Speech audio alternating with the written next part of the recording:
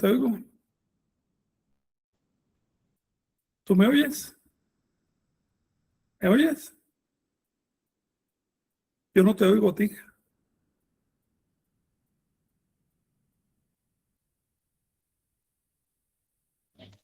Sí, a ver si por ahí ya Ahora sí.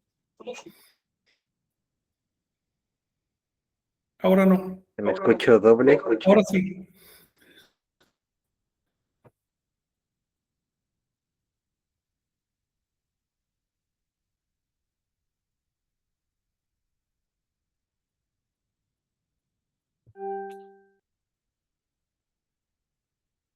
Y a ver, ahora sí.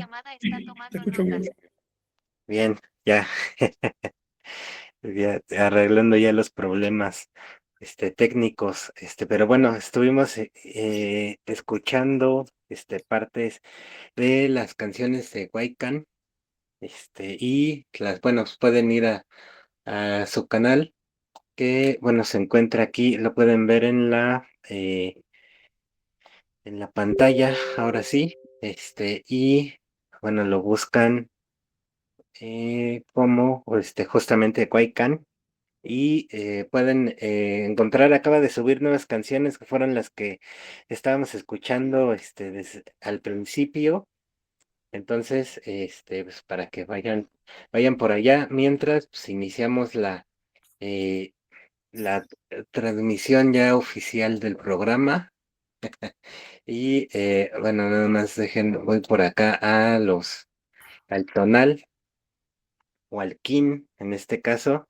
Ese es el kin día 7 escala UC-EP o Chicome Malinali. Cultívate, solo vale lo que has ganado con tu esfuerzo. Usa tu capacidad de sanación para sanarte a ti y a los demás. Ese sería el consejo tolteca del día de hoy. Y bueno, pues estamos aquí con Frank. ¿Cómo estás? Bien, bien, Jonathan, gracias. Una observación sobre el día de hoy. En maya, significa, en la actualidad, significa escala, escalera. Ajá. Por eso, bueno, lo has traducido así. Sin embargo, recuerden que el calendario se hizo mucho antes del maya actual, mucho, mucho antes. Entonces, milenios antes de que surgiera la lengua maya. Estoy casi seguro de que en un origen, estoy escuchando un eco, Eco. ya. En un origen, este concepto maya en realidad estaba relacionado con la hierba o las cuerdas, pero Ujú. también hay que tomar en cuenta que desde la época olmeca, ya ese día aparece como una mandíbula inferior, como un cráneo también, o como hierba que nace de una mandíbula. Entonces, puede que también estuviera vinculado con los huesos. El significado original de este signo es complicado, es confuso, porque ha divergido mucho las acepciones de estos términos con el paso de los milenios. Y es un buen tema por si alguno de ustedes quiere investigar. Recuerden cuando vayan a investigar las cosas de Anáhuac, contextualizar. Es decir, esto es de tal época, esto es de esta otra, de la otra. No todo mezclado así, porque si no el resultado no es coherente. Sino, a ver, ¿cómo estaba la cosa en la época olmeca? Pues, ¿qué lengua se hablaba en esa época? Esto, por supuesto, hay que intuirlo en cierta medida porque los registros gráficos que se conservan de esa época no se han leído, no se han descifrado. Entonces, bueno, pero a través de inducciones, un poco de intuición y estudio y mucha comparación, podemos llegar a un entendimiento de qué significaban estos signos en un origen. Entonces, estamos hoy en 8 de agosto, 7 escalas. 7 escalas pertenece a o 7 hierbas, pertenece a la trecena de Fuerte. muerte. Es el número 7 de muerte. Así que un Tonapoque Anahuaca hubiera dicho hierba de muerte. Y ya se sabe que es el 7. Dicho esto, pues adelante sin Nahui. ¿Qué temas tenemos para hoy? Yo estoy esperando aquí a Omey que propone varios temas.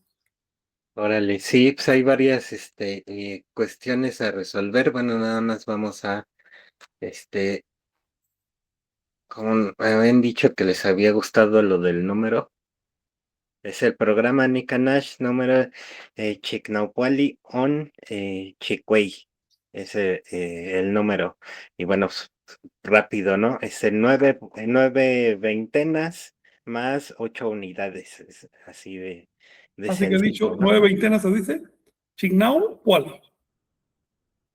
Exacto. Para añadirle una cifra, tienes que usar el ligativo on, no one, sino on.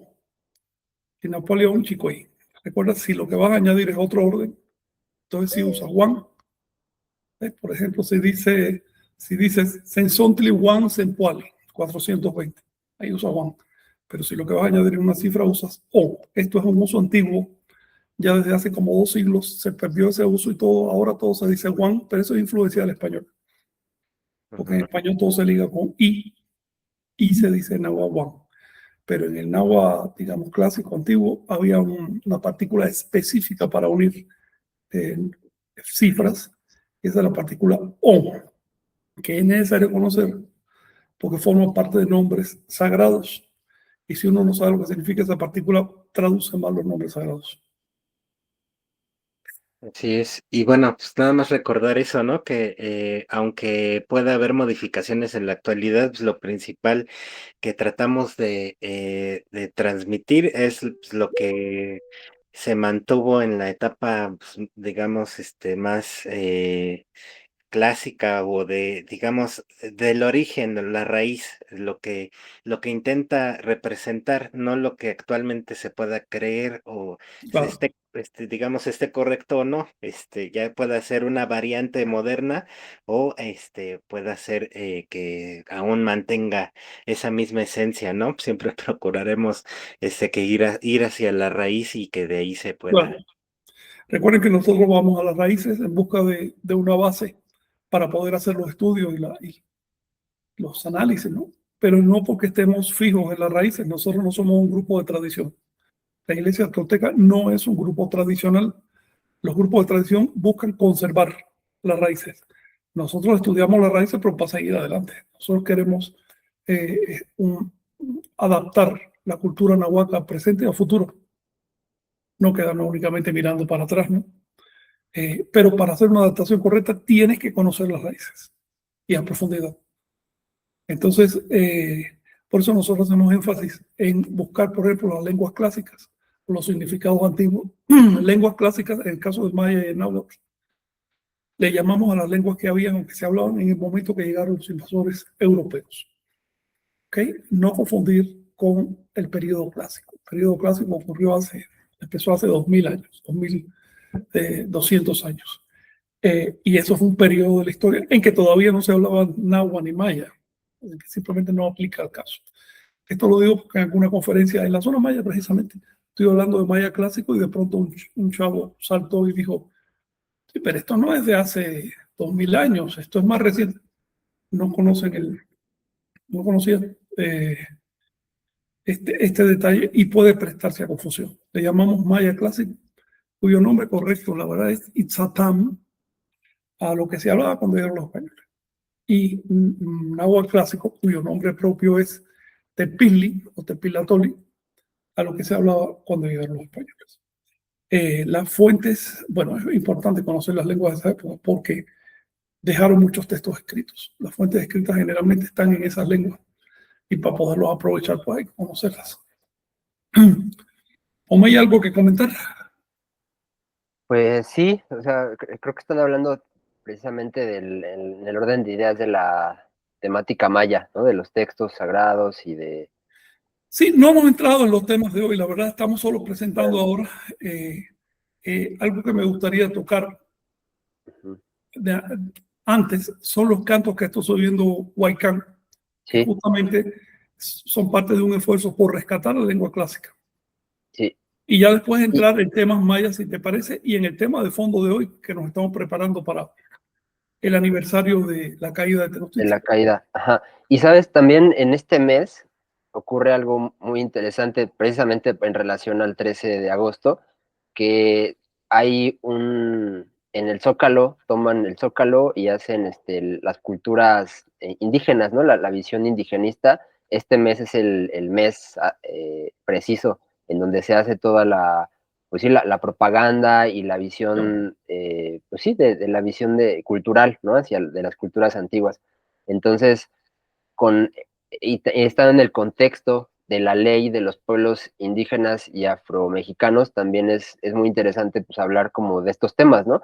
En donde se ubican estos cantos nahuas que está haciendo Huaycan en todo este contexto, ¿no? Es un rescate folclórico, es un rescate realmente, en qué se basa, en qué literatura se basa, y entonces ir delimitando qué producciones culturales abundan o le suman a esta visión indigenista que busca pues mantener un cierto paternalismo en las comunidades y que busca tener el control, ¿no? Cultural en términos de la apropiación y todas estas leyes que han salido últimamente, o eh, eh, busca más bien que a partir de las mismas fuentes, de las mismas raíces, pues se revitalice la cultura y se promueva una visión pues realmente de fondo, ¿no? Con un análisis histórico pues más articulado, con visiones más amplias y sobre todo a futuro, ¿no? No verlo como una cuestión del pasado únicamente o como de museo, sino más bien qué elementos realmente funcionan en la cultura y qué elementos de la cultura se pueden adaptar y modernizar a los contextos pues actuales, ¿no? Y que se están cada vez más digitalizando, pues el tiempo está avanzando, ¿no? Y también el sistema pues se está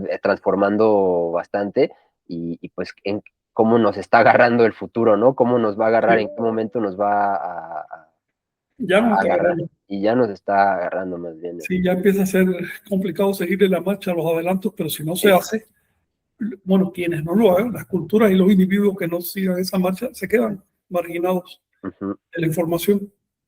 Ya no pueden presentar su propuesta ni recibir las ajenas. ¿Cómo exacto. está Miguel? ¿Qué tal? Excelente, compañeros. Excelente Perfecto. día. Oye, una pregunta, Jonathan. ¿Pudiste presentar el canto a la estera para dormir?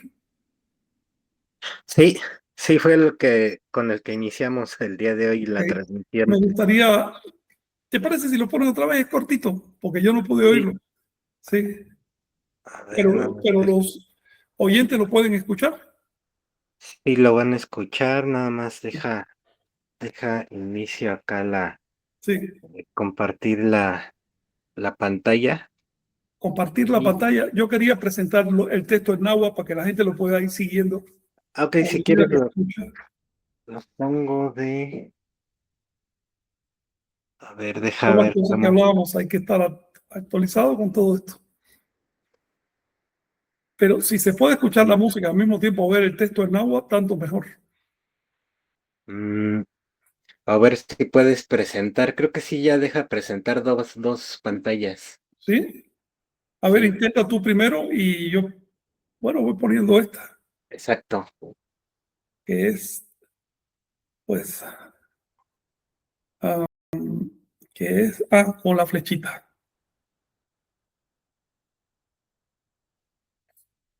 Acá ya sale, nada más a ver si, exacto, ya también sale. Perfecto, perfecto. Entonces, y podríamos Mm, escuchar la música nosotros. sí, nada más Y, que ahí está. Ahora sí ya el conjuro, nada más esperaba que saliera la letra. y les sugiero a los compañeros que vayan siguiendo la letra en náhuatl. Puede ser complicado, pero el esfuerzo vale la pena para que vean que finalmente es la reproducción de un texto.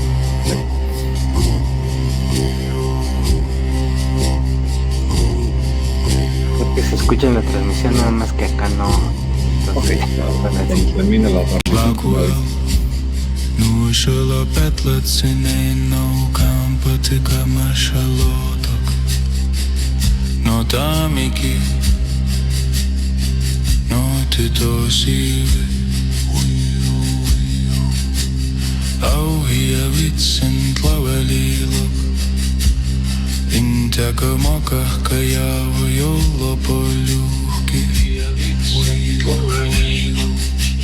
Kleine šilis, kui šamonik not laakadu. Ahmoni notoliini tinemi intlaltikpa. Tlaku vēl nuslaik palē, naukām pakamaša lūke. Ja no tamiki, no titio sivi. No selo Petlecine, aso itse intlavelilok, no so ahmo. Yo casi no lo escucho, Aso osikos, aso velite Sí, pues acá šuasikos. en la transmisión. Aso ok, kava, okako kui no tilma.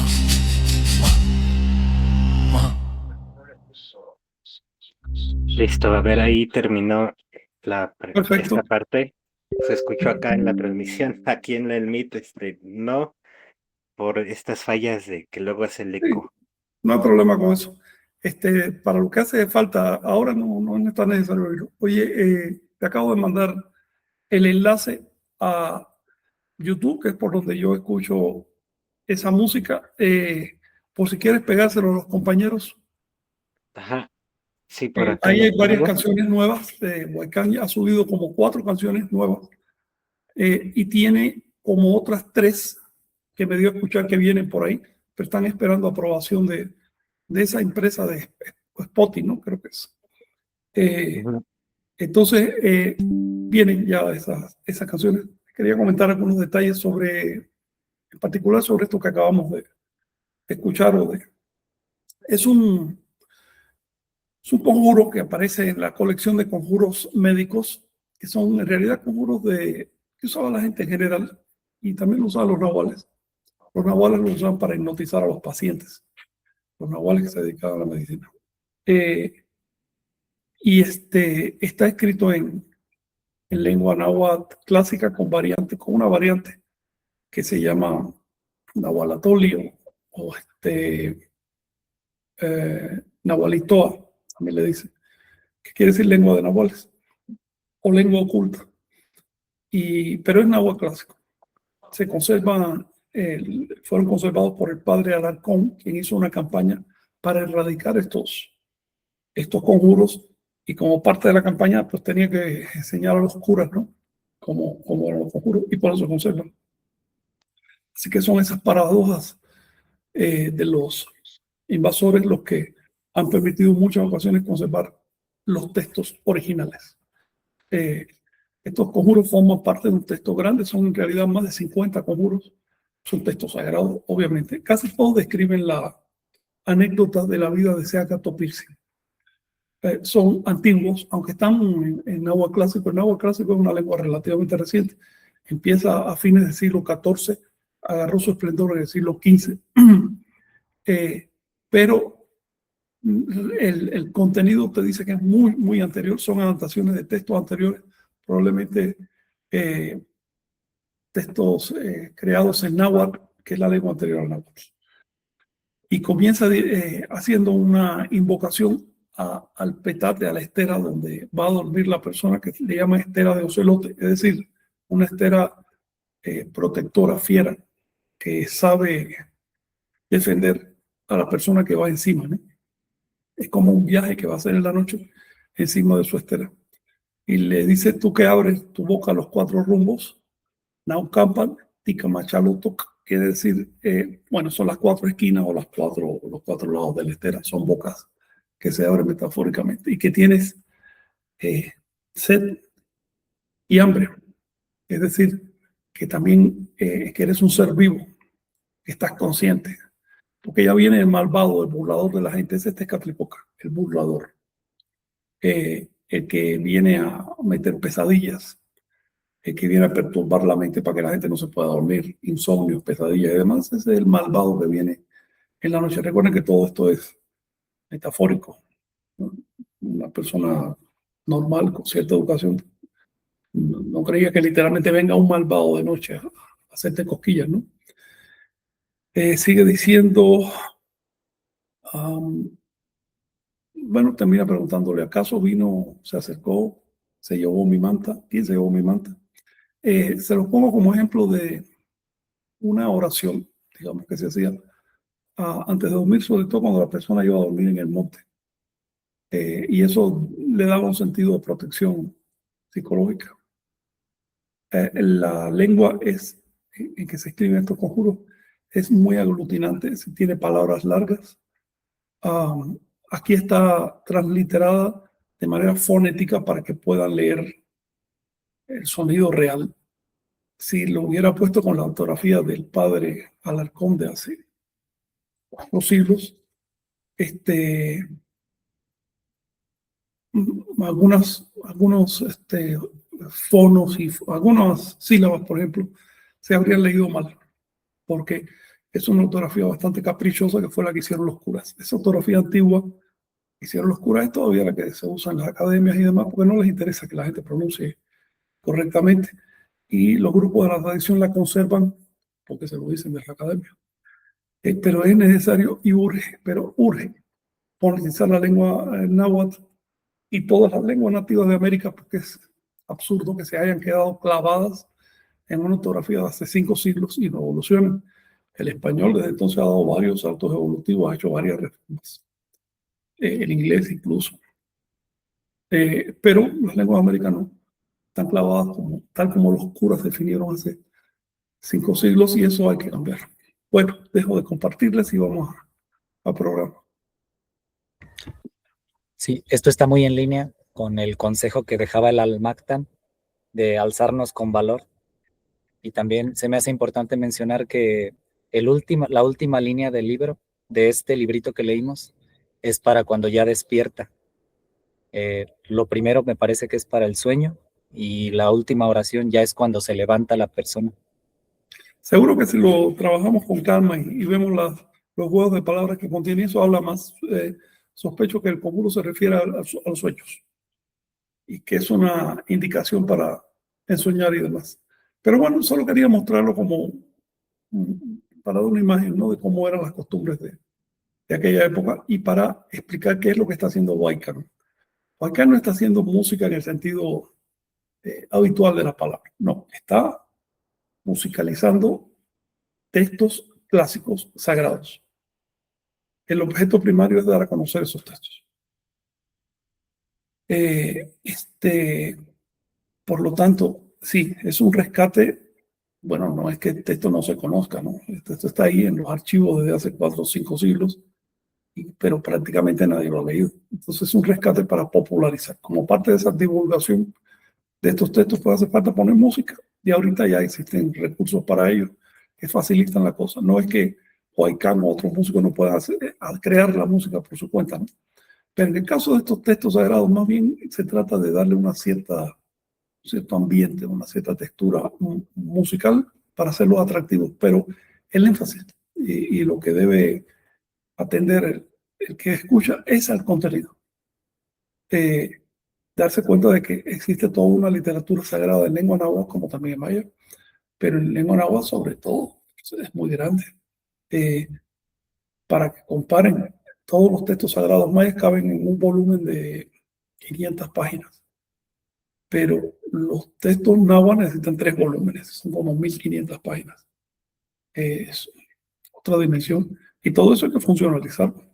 Me parece absurdo que una literatura tan buena no se conozca por su valor estético, ¿no?, filosófico, y más absurdo todavía que no sea parte útil de la ideología anahuaca. Quienes están tratando de rescatar las raíces o quienes rescatan los conceptos de Anáhuac y demás, deben prestar atención fundamental a la literatura sagrada que crearon los anahuacas, pues ahí está recogido todo. No es necesario inventar, hace falta estudiar. Así es. Para contextualizar un poco la obra, la termina Alarcón en el año 1629. Fue un año 3 lluvia, año 19 del 12º atado de la quinta rueda del quinto sol. Todavía en 1656, Jacinto de la Serna publica también las fechas de las veintenas, en total exactitud a lo que llevamos como la cuenta corroborada, como la cuenta unificada de Anáhuac. Es asombroso que varios siglos después se sigan conservando con rigor las fechas. Sí, o se haya rescatado, porque la verdad es que a fines del siglo XX yo hice inventario por todos lados y no encontré que en un solo lugar se llevaran las fechas con rigor. No es que se llevara otro calendario, es que cada grupo tenía su propio sistema, su propia interpretación. Había interpretaciones que trataban de ajustarse a las fuentes, otras eran simples disparates, incluyendo alguien por ahí que pregonaba un calendario Anahuac con los 30 días del mes gregoriano, juliano. Así. Dice, no, cuando terminas el 20 vuelves a contar y ya terminas el 10 y entonces así una locura totalmente. Eso Sí. ya eran casos extraños, ¿no? ¿Sí? Ese es el de la Serna. La Serna tomó los conjuros, reeditó los conjuros de Alarcón, pero sin la parte náhuatl y los adaptó al calendario, lo cual demuestra que era parte de funcional de los ritos y eso.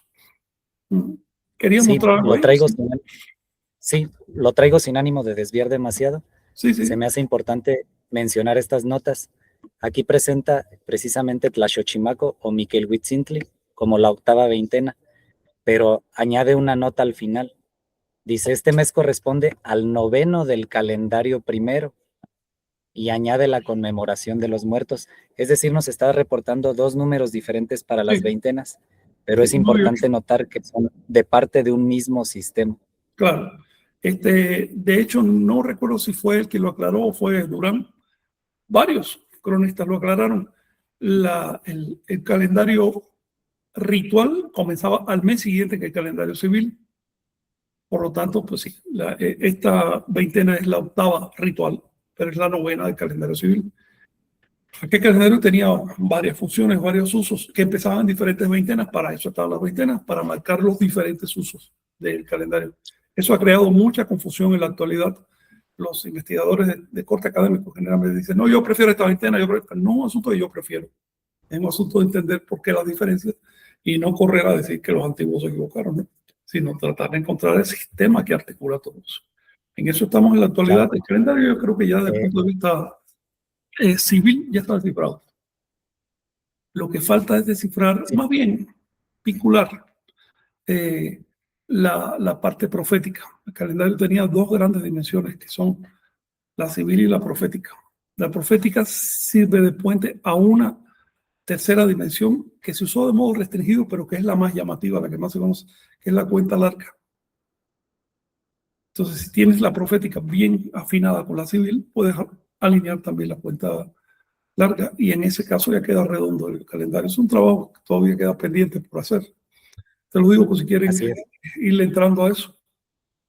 Sí, también yo quería invitar a los compañeros, antes de quitar la pantalla, que quienes quieran corroborar el cálculo, noten que fue escrito en 1656, pero estas fechas corresponden a la perfección con el año anterior, 1655. Corrobórese. Sí, sí, claro. Es del momento en que el cura estaba acopiando los datos, ¿no? Se lo escribió al año siguiente. Así es. Pues bueno, creo que ya presentamos, bueno, una palabra más sobre lo que está diciendo, lo que está haciendo Huaycán. Él está usando herramientas de música, de inteligencia artificial. Sobre eso les quiero decir algo. Es lo mismo que pasa con las herramientas de dibujo. Por supuesto que no es lo mismo agarrar un pincel y pintura y hacer un cuadro, ¿no? Que agarrar un programa de computación y entonces hacer un diseño. Cada cosa tiene su función. Si trabajas con sutileza los programas, puedes usarlos como pinceles y como tintas y construir verdaderas obras de arte. Es un asunto de ser sutil con los programas. Los programas de computación y sobre todo ahora con la IA cada vez son más poderosos, entonces tienden a doblegar al creador. Pero si el creador es suficientemente sutil, puede usarlo como lo que son herramientas. Así de simple. Rosita Bucho me estaba escribiendo que ahí se están poniendo muy nerviosos las productoras de música. Es normal. Están diciendo que ella les está plagiando sus músicas. A ver, antes de usar la palabra plagio hay que analizar. La palabra plagio pertenece al español. No lo inventó ninguno de nosotros. ¿La estamos plagiando? La cultura es una acumulación hereditaria de información. Y cuando, además de heredar, empiezan a surgir nuevos recursos, la cosa se pone confusa al principio. Pero finalmente estas herramientas que se están creando solo son herramientas de creación, solo eso. Las empresas musicales, por ejemplo, usan pentagramas.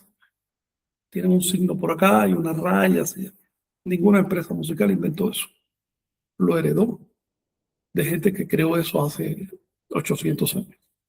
¿Ves? Esas personas ya están muertas, no pueden reclamar.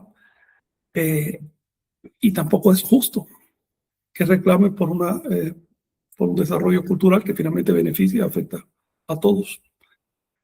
Cada cantante, cada compositor y cada empresa está usando una lengua que no creó, unos principios musicales que no creó, una forma de escribir la música que no creó, un público que ya está creado, que no creó ninguno de estos productores, sino que ya está esperando ese tipo de manifestación. Una cultura, una civilización que le permite llegar a la gente. Todos estamos usando un montón de recursos culturales a nuestra disposición. Hay que tener cierta ética y usarlos bien.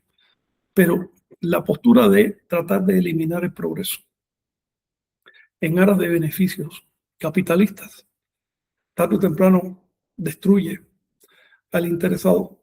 ¿Ves?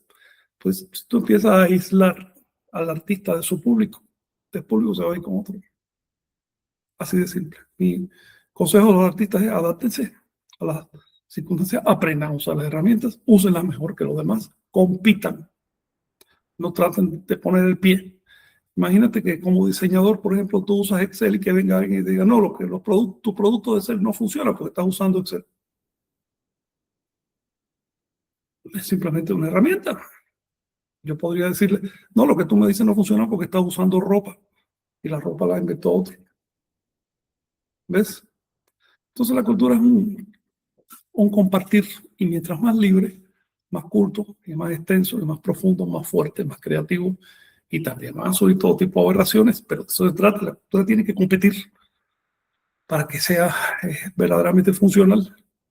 En cuanto los gobiernos se meten a regular con leyes, cosa que ha pasado desde ya hace más de un siglo, gobiernos en Europa empezaron a dictar leyes para regular la cultura. Recuerdo un discurso de Stalin que le decía a los poetas, ya no es momento que ustedes hablen de flores y del amor, ahora tienen que hablar de tractores.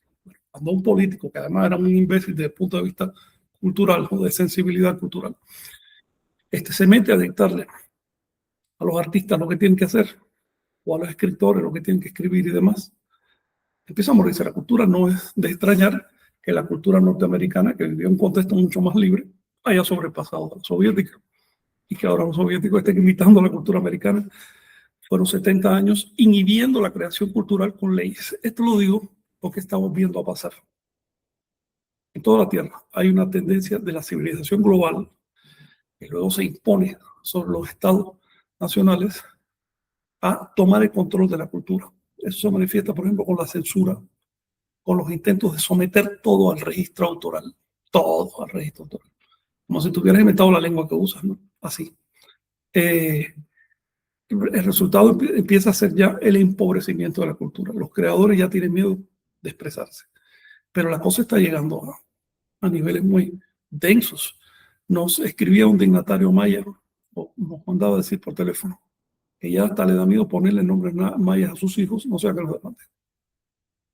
Cuando metes miedo en el proceso de producción de la cultura, destruye la cultura.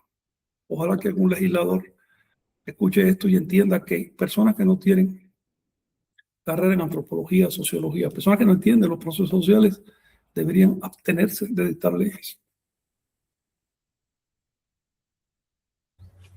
Sí, al rato va a llegar al punto de patentar cada letra del alfabeto, ¿no? Digo, el primero que la registre Un ya va a callejón ser sin de él, salida. ¿no? Y claro, estamos entrando en una fase de hipercapitalización.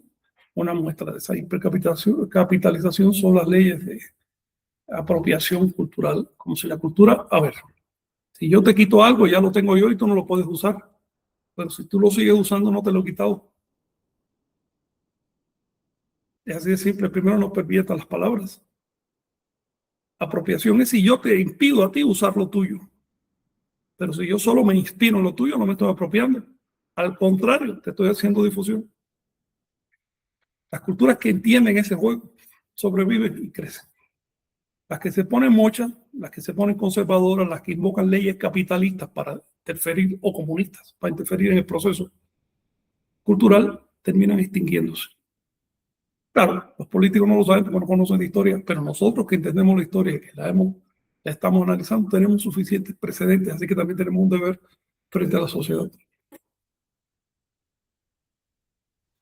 Estaba pensando, imagínense así de manera popular, ¿no? Si digamos a una comunidad cualquiera, no sé, maya, nahua, la que sea, les gusta la fiesta y les gusta escuchar cumbias. Pues va a llegar un colombiano y les va a decir esa es apropiación cultural, entonces no van a poder escuchar estas canciones porque no Bueno, salieron de ahí. Y bueno, va a llegar alguien con el de Colombia y va a decir es que acá en Perú también la hacemos. Entonces es un cuento de nunca acabar. ya Y se dio entonces, el otro día con una comunidad que demanda a su vecina por usar las exacto, mismas canciones que siempre han usado ambas comunidades. exacto, Pero esta la registró primero en el registro autoral, fue un día antes, la registró, entonces ya puede demandar a la vecina, que ya la vecina no puede usar su cultura, y por supuesto la comunidad que lo registró se empobreció bárbaramente, porque ahora es menos. Es lo mismo que pasa con las lenguas. Si ustedes se fijan, este proceso comenzó con una apariencia muy positiva. Ya desde los años 80 se hablaba de el fomento a la diversidad cultural, el apoyo a la diversidad cultural. Al principio que yo escuché esa propaganda, yo era joven, me parecía justo, digamos, que las diversas manifestaciones culturales reciban apoyo. Pero rápidamente me di cuenta que ahí había una trampa, porque resulta que la cultura dominante recibe apoyo no para diversificarse, sino para mantenerse integrada. Pero las culturas dominadas reciben apoyo para dialectizarse. Entonces estamos viendo como una política que se supone que es para proteger a las comunidades y a las culturas, bueno, ha sido responsable de la extinción de un montón de lenguas, de la desaparición de un montón de culturas. Si llegas a digamos, a una zona, a, un, a una región de un país latinoamericano donde hay una cultura homogénea, con recursos para apoyar la diversidad cultural, nunca va a faltar una familia que empiece a hablar diferente o que haga las cosas diferentes y se gane su dinerito. Y cuando vean eso, la otra familia también lo va a hacer, la otra montaña, la otra selva, y vas a terminar con un picotillo cultural donde antes había unidad. Bueno, eso ahora ha escalado. Ahora con el tema de que si yo lo registré en una institución que creó el Estado criollo, en realidad por inspiración internacional, para registrar capitalistamente las producciones, tú no puedes usarlo. Punto. La única exclusión a esta ley es la cultura cristiana. La Biblia sí puede usarla como te dé la gana. ¿Ves? Puedes difundir la secta cristiana que te dé la gana, ahí no tienes que pagar derechos, nadie te va a demandar por usar la cultura cristiana. Pero las culturas nativas no las puedes usar. En cuestión de décadas, hablamos de extinción masiva de culturas gracias a esa ley que yo no sé si realmente tiene el propósito de protegerlas, si es una ingenuidad de los legisladores o si hay otra cosa más terrible detrás, ¿no? También hay que ver que finalmente las culturas nativas de América son sobrantes en la óptica mundial. Son cosas que no se sabe cómo usar. Ustedes se fijan, les pongo un ejemplo que es casi divertido. La derecha lleva 90 años, la izquierda lleva 90 años tratando de usar a las culturas nativas, tratando de convencer a los pueblos comunitarios, que ellos en realidad, por ser comunitarios, son obreros socialistas. Y claro que las comunidades no se han dejado meter eso. Y la derecha está tratando de convencer a las mismas culturas nativas que por el hecho de ser nativo, ya tú eres ultracatólico y tienes que inclinarte frente a los dioses invasores y alabar a los invasores como si hubieran venido a hacerte un bien. Es más, ahorita mismo hay un candidato de la derecha de México que propone eliminar los murales donde los chavos están expresando su admiración porque es Coatl y por las cosas nativas y poner propaganda cristiana.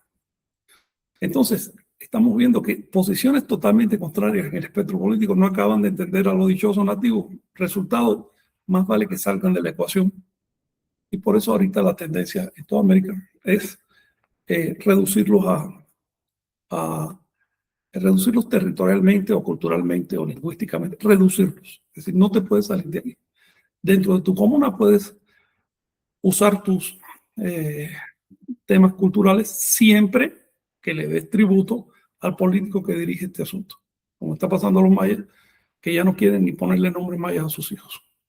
¿Por qué? Porque hay que pagar un tributo. Fuera de tu comuna es que ni siquiera puedes usar. Está prohibido.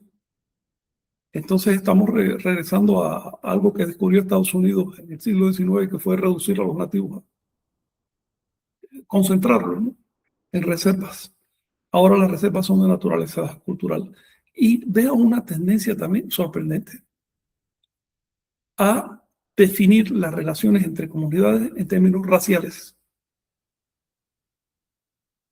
¿Ves? Eso empezó con las reclamaciones raciales en Norteamérica, que a mi juicio se fueron de la manga. Una cosa es que tú reclames igualdad de derechos, ¿no?, para todas las razas, y otra cosa es que tú reclames beneficios exclusivos según la raza o apartheid según la raza.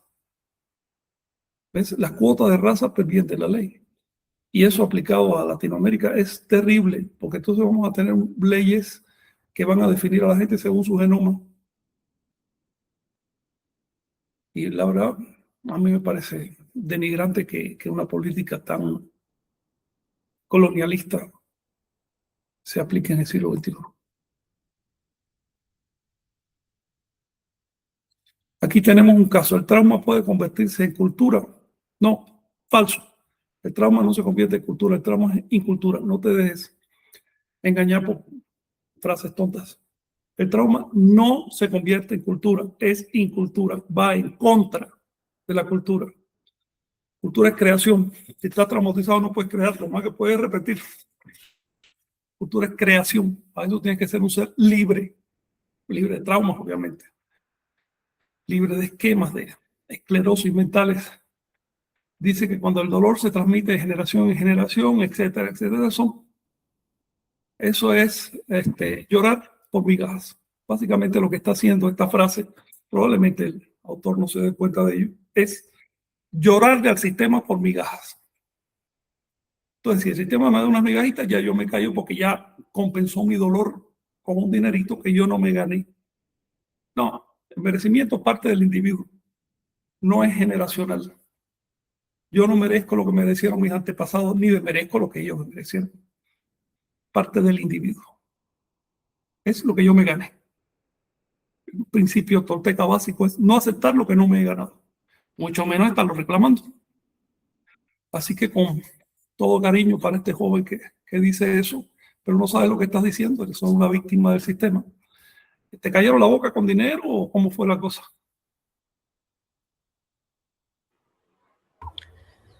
Sí, el panorama es complejo. Hay 5 religiones permitidas y hay 36 credos posibles dentro de esas 5 religiones, y cada una cuenta con miles, algunas hasta 47,000 ministros de culto. Es alarmante, ¿no?, que el único credo, religión y falta de ministros esté en la línea de la toltequidad. Así es, y además el dato es, por lo menos en México, 10.600 pasados ya, va para 10.700 ARs, asociaciones religiosas registradas, de ese pequeño grupo de religiones formales con su también pequeño grupo de denominaciones, todas religiones extranjeras, porque el Estado no considera que la ideología Anahuac se dé para una religión. Así nos lo dicen, además, por escrito. Estas son cosas culturales, no son cosas religiosas. Yo me pregunto que no hay un político que sepa que la religión es parte de la cultura. Y decir cosas También la culturales y pregunta, no religiosas es una estupidez. Que una organización que representa a un país lo ponga por escrito en una resolución, además, que le niega un derecho obvio a una comunidad nativa, nos dice dónde estamos. Estamos en circunstancias muy primitivas. ¿Sí? sí, y también la pregunta es, no desde nuestros propios principios, sino desde los principios internos, sagrados de esos 35 credos, ¿por qué no se permite el credo tolteca? Mira, el credo tolteca finalmente, como cualquier otro credo, es derecho y prerrogativa del individuo que lo adopta. Los registros de AR son favores que le hacen las religiones, las iglesias a los estados. No son los estados los que tienen que generar religiones, de hecho está prohibido. Es la misma gente la que adopta su fe. Y los estados se hacen el favor a sí mismos de registrar legalmente eso para evitar problemas y para definir los derechos de la gente. Por ejemplo, si quiero hacer un evento religioso en un sitio de uso público, bueno, necesito un registro, porque si no estoy afectando el derecho de otros, pues estoy fomentando el caos social. Es normal. El problema es cuando el Estado se permite decir, si viene de fuera es religión, si viene de dentro, sabe Dios qué carajo es, eso mejor no. ¿Ves? Los estados americanos hacen eso, no es solo México, mucho menos, eso es toda Latinoamérica. Entonces debe ser casual que Latinoamérica hereda un proceso colonial de siglos, ¿no? ¿Ves? Se trata de dinámica de causa y efecto. Los actuales estados de América se creen liberados de la colonia. No, amigos, los procesos coloniales duran 1000 años. ¿Ok? 500 en activo, 500 en regresión. No me lo estoy inventando. Si dudan eso, estudien el caso de la India, que ya pasó por esos procesos hace 3000 años. Estudien el caso de Irán, casos de algunos países de África. Llevan mucho tiempo en esos procesos. Estudien. Mínimamente estudien, aunque sea el alfabeto, para que no estén diciendo aberraciones como que el libro de Chilambalán no es un libro religioso, sino un libro cultural. Amigos, por Dios.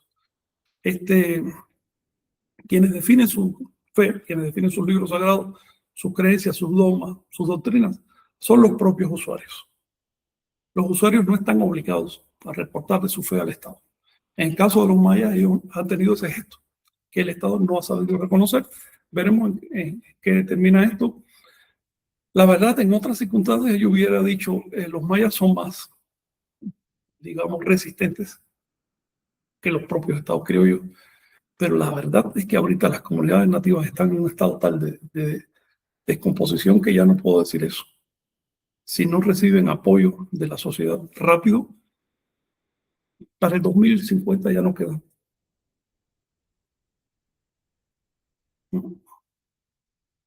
El hecho de que cuando llegaron Vicente y Jonathan a la zona maya ya no estuvieran celebrando su fiesta principal, que es la del 3 de mayo, la fiesta de la Santa Cruz, es alarmante. Si los ministros de la IT no hubieran ido por allá, no la estarían celebrando. Estarían metidos en otros rollos. Creo que estoy siendo optimista cuando digo que para 2050 ya no queda. La destrucción está ocurriendo hoy. Pero bueno, también están ocurriendo cosas positivas. Es decir, hay gente que se está dando cuenta, que está reaccionando. Hay rescates, como el de Huaycán. Qué bueno, aplaudo que Huaycán esté usando recursos musicales modernos para rescatar los textos antiguos. Pero además de ese rescate, se falta estudiarlo, se falta entenderlo, ponerlo en práctica. Rescatar los ritos que valgan la pena. Los ritos son una forma de comunicación muy amable. La gente lo entiende de manera intuitiva. Siempre que valga la pena, si son pesadeces, no. En el caso de, bueno, este caso que estamos viendo, ¿quién nos pone esto? Jonathan. No, May, yo. Amén, sí. Mira, creo que aquí ha habido imprudencia de ambos lados, del artista por pretender representar a una comunidad que no le dio ese derecho, y de la comunidad por tratar de colgarse del trabajo del artista para conseguirse una lana fácil. Y creo que hay una tercera imprudencia de parte digamos, de la ley, que en lugar de deslindar los casos, pues aplica criterios míopes, ¿no? Y que terminan inhibiendo la producción. ¿Qué hace ese artista o qué hace el otro, el que se entera? Usa temas extranjeros, ya no usa temas mexicanos. ¿Qué hace esa comunidad cuando quiera tocar una puerta para pedir un convenio? Nadie le va a abrir la puerta. ¿Ves? En fin, pero parece que es demasiado pedirle al latinoamericano de hoy que piense a futuro. Vamos entonces a los temas que nos congregan hoy. En este mes estamos celebrando varios aniversarios. Primero, hace 10, 11 días empezó el año profético. Se considera como un calendario náhuatl, maya. Y en ese mismo día empezó la que llaman guerra de castas, que ahora de manera brillante le llaman guerra social maya. En realidad, guerra de independencia maya. Hicieron independizar su territorio. No hay que tener miedo a los hechos. Se pueden decir sin problema. No fue una guerra social. Todas las guerras son sociales, recuerden. Los intelectuales que están hablando de la guerra social maya están pecando de mucho y de tontos. La guerra de independencia maya comenzó un 30 de julio de 1847 con el propósito de independizar el país maya, de México, porque todavía la independencia de la colonia estaba muy fresca. Entonces no estaba claramente definido qué cosa era la nación. Y pues es normal que hubiera ese tipo de escaramuza. Digo, escaramuza fue la guerra más violenta que haya conocido México desde la colonia para acá. Fueron muchos muertos por todos lados y duró mucho tiempo, 51 años activa y en estado pasivo por lo menos otros 50 años. Ese es un aniversario. Es un aniversario que nos dice que la historia que nos cuentan de que si la colonia, después la independencia y demás, es muy plana, es muy ideal. Hubo todo tipo de problemas por medio. El otro aniversario propiamente es que hayan escogido la fecha del inicio del año profético. ¿Por qué? Porque así estaban asumiendo el cumplimiento de las profecías. Las profecías mayas quedaron en unos libros que se llaman Chilambalam, ustedes los conocen. Son en total, lo que son las profecías en sí, en total son como 150 o 200 páginas de información, que son textos dichos por los chilames con motivo de los catunes, es decir, de los ciclos. O sea, en el ciclo tal va a pasar tal cosa, en el ciclo más cuarta cosa. Hay dos tipos de catunes de 20 años y de 24 años que se van trenzando, van formando ciclos mayores. Y los chilames, bueno, llevaban todas esas fechas y hacían sus predicciones. Las predicciones de los chilames son a través del análisis de lo que pasó. Por lo tanto, las profecías dicen, en tal ciclo pasó tal cosa. Luego esperamos que pase tal cosa. No son profecías así en el sentido de que Dios me dijo que va a pasar esto. No. Luego, la palabra profecía puede ser equivocada. Literalmente significa adelantar eventos, pero se asocia a través de las religiones bíblicas a revelaciones de un ser sobrenatural, y eso no existe en la cosmovisión anahuaca, excepto como metáfora. Pero las profecías mayas claramente te dicen que te están inspirando en los hechos, están analizando la historia desde un punto de vista estadístico, diciendo aquí hay tales ciclos y probablemente pase tal cosa. Una cosa importante que también ya les hemos dicho es que los mismos chilames dicen que uno de los censores, de hecho le llaman la persona que arbitraba las profecías, era Motecuzoma, el líder mexica, lo cual indica que le llamamos profecías mayas porque se quedaron en los documentos mayas. Y quedaron ahí porque los mayas hicieron sus guerras, se aislaron en el territorio selvático y lograron conservar esos papeles. Pero en el área náhuatl, que era el centro de operaciones de la colonia, obviamente no se conservaron sus papeles. Pero el hecho de que Moctezuma fuera el referente de la profecía para los mayas ya del siglo XVI significa que los nahuas también compartían, eran las mismas profecías para todos. Probablemente en versión maya, versión nahua, versión purépecha, zapoteca. Es posible que una pesquisa seria encuentre todavía alguno de esos papeles en otras zonas de México. En particular me llama mucho la atención 20 libretas encontradas en un convento de Oaxaca, que reflejan la cosmovisión zapoteca. Todavía no están traducidas así como para saber lo que tienen, ¿no? Sino detalles. Pero sí sabemos que tienen fechas y explicaciones teológicas. Entonces las profecías llamadas mayas finalmente reflejan la necesidad de los anahuacas de entender el futuro. Una de las cosas que deben tener en cuenta al trabajar estas profecías es lo siguiente: no tenemos nada equivalente en el mundo bíblico. Las profecías bíblicas eran referidas a Israel, ¿ves? Y a las naciones de alrededor, a Siria, Babilonia, Egipto. Pero es que ni siquiera pasan a Grecia y Roma, ¿ves? Son muy restringidas localmente. Los cristianos hoy tratan de hallarles aplicaciones a futuro, que si pasan tantos años y llega el Armagedón, que si esto, que si lo otro. Pero tienen mucho menos, digamos, alcance que las profecías mayas. Las profecías mayas están pensadas para un cumplimiento universal. ¿A dónde lleva esto? No hay una sola profecía en la Biblia que dijera que a inicios del siglo XVI, que diga eso, iban a aparecerse los ibéricos en América. No hay una sola profecía bíblica cristiana que anunciara el hallazgo de América en el medio del océano. América sorprendió a los españoles. Quizás no a los geógrafos, no estoy diciendo que los geógrafos no supieran que ahí había un continente, pero el pueblo en general no esperaba eso. La cultura cristiana no esperaba América. Todo lo que tiene esperaba llegar a Asia para comerciar. Eso es una cosa diferente. América fue toda una sorpresa. Por eso la colonia en América fue tan particularmente inicua, tosca. Ya colonias que surgieron 50 años después, como la inglesa, fue mucho más refinada, pero la colonia española fue tosca.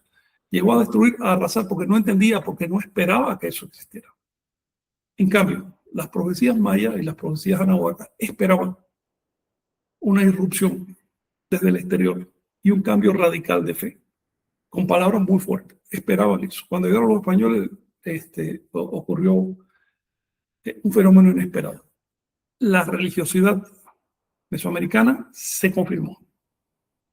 Eso explica lo siguiente: que durante 3 siglos, y de hecho 4 siglos después de eso, en la colonia a inicios de la independencia, hubiera en total casi 300 alzamientos, casi todos de ellos con corte mesiánico milenarista.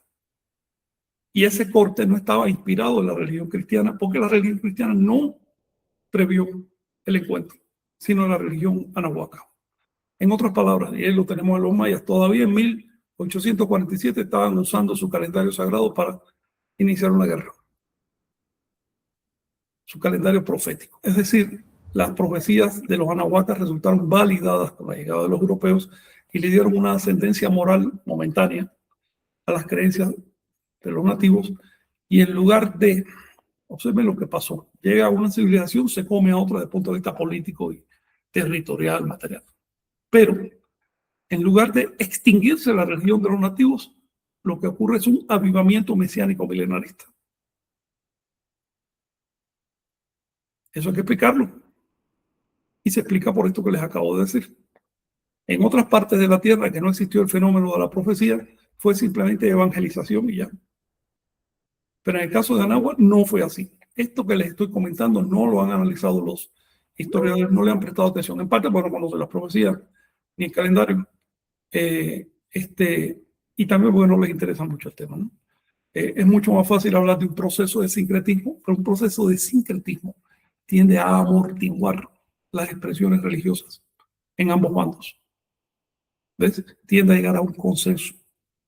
En cambio, lo que vemos en los alzamientos nativos de Mesoamérica es avivamiento mesiánico milenarista. Si nos quieres hablar de eso, Omey. Miguel, sí. Sí. Bueno, antes de cederte la palabra, gracias, Frank. Sí. Discúlpame. Precisamente este aspecto cíclico del calendario compulsa de otra manera diferente a notar muchas capas de información, no solo la capa histórica, y esto lo podemos ver corroborando en el calendario. Dices que la fecha del alzamiento fue el 30 de mayo de 1847, Frank. 47. Me sorprende que haya sido... 30 de julio de 1847. Si dije mayo, me equivoqué. Ok, Ese fue el 30 de aniversario. julio. Sí. Bueno, el 30 de julio de 1847 iniciaba la trecena de conejo. Fue el día 2 agua, un viernes. Ajá. Adelante, hombre. Gracias por esa nota, pero si recuerden, lo acabamos de pasar, estamos apenas en la trecena, en que inicia el año sagrado. Ellos iniciaron su guerra con el año sagrado. En la víspera, primer día, en esa noche, arrancaron la guerra, lo cual a mí me parece que no es por gusto.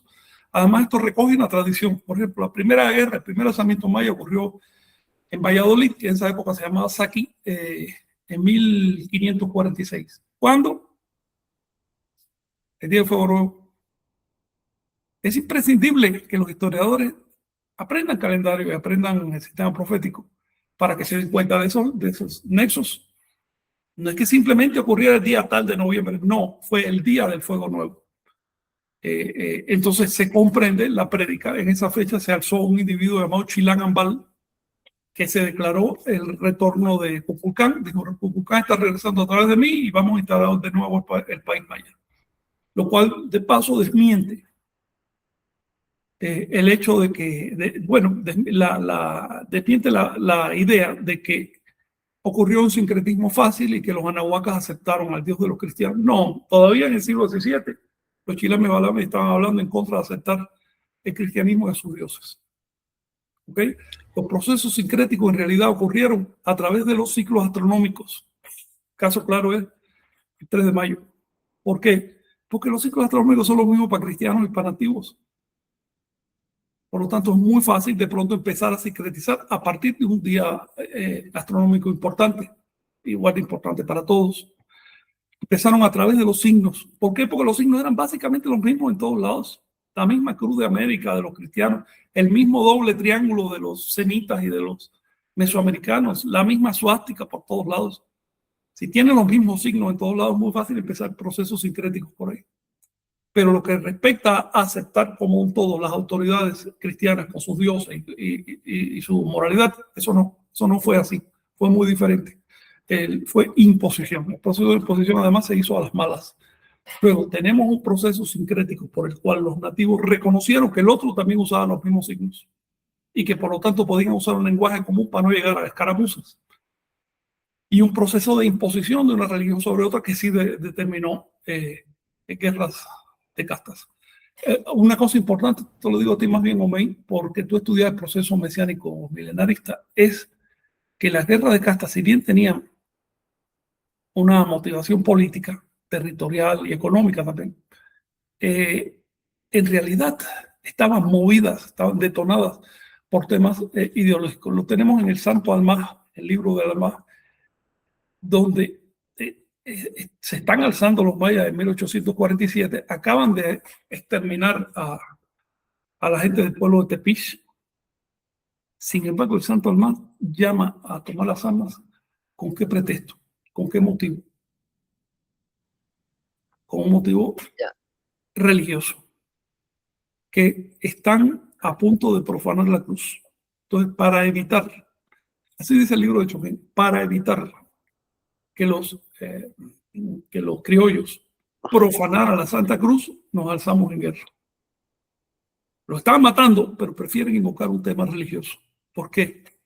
Porque el tema religioso tenía mucho más poder de cohesión de las masas que el propio hecho que los estuvieran matando. Este fenómeno debe tener en cuenta al estudiar la religiosidad nativa durante la colonia y la independencia. Es decir, la fuerza de la religiosidad nativa.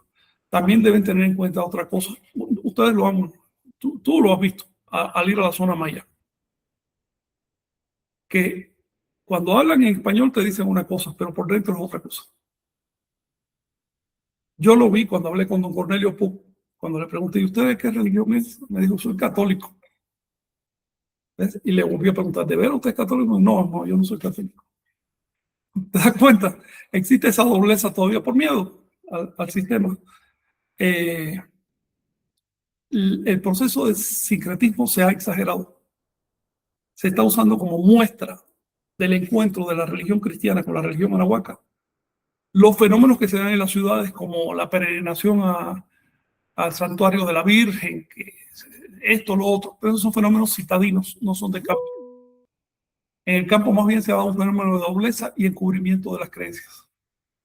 Entonces, les sugiero tener eso muy en cuenta cuando vayan a estudiar la religiosidad nativa, ¿no? Luis, sí, adelante. Pues sí, siento que esto ya lo platicamos, llevamos 2 programas abordando el tema.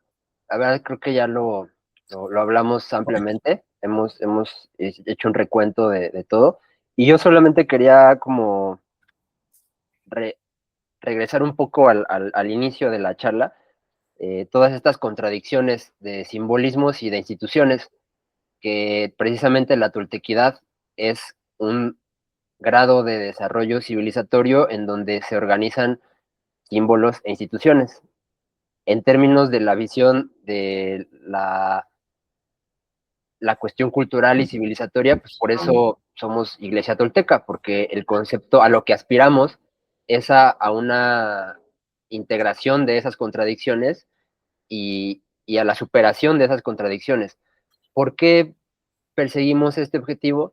Pues porque se logró en algún momento. En el periodo clásico, en Teotihuacán, sabemos muy bien que era una ciudad en donde convivían diferentes lenguas, diferentes culturas, armónicamente no tenían un desarrollo arquitectónico pues bélico, ¿no? Con bardas y demás. Había una unidad en la diversidad. Entonces aspiramos a eso porque se logró. ¿Y se logró gracias a qué? A una unificación de valores ideológicos, sobre todo de carácter religioso. Entonces, llegamos a la zona maya, o sí, llegamos como movimiento, debido a que se publica hace 5 años el libro, que justamente fue el 13 de agosto, fue la presentación del libro del Evangelio de Quetzalcóatl, o esta obra, ¿no? Que unifica pues la historia de este personaje de Seacatopiltzin como el más reciente, digamos, profeta, ¿no? De la toltequidad, partiendo obviamente de esa idea de lo tolteca como este grado de integración, vuelvo a repetir. Entonces, Vicente y Chignahui, ¿no? Y Jonathan, empezaron a hacer este recorrido por diferentes lugares de la República que vienen en el libro, ¿no? Que se publicó, y que hay una ruta marcada de la travesía que hizo después de que en su historia personal lo exilian. Y entonces empezaron a hacer viajes, ¿no? Vicente y John. Y uno de esos viajes, pues, los llevó a la zona maya. Y llegaron con don Cornelio y empezaron a hablar justamente sobre los textos.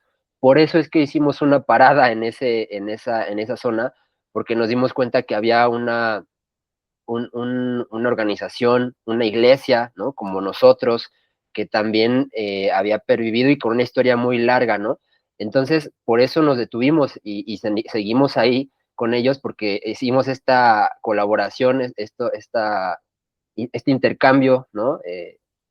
De apoyo, porque vimos que lo requerían y pues se pidió el apoyo, ¿no? Entonces, por eso nos enfocamos en los textos de mayas Una para aclaración, rescatarlos.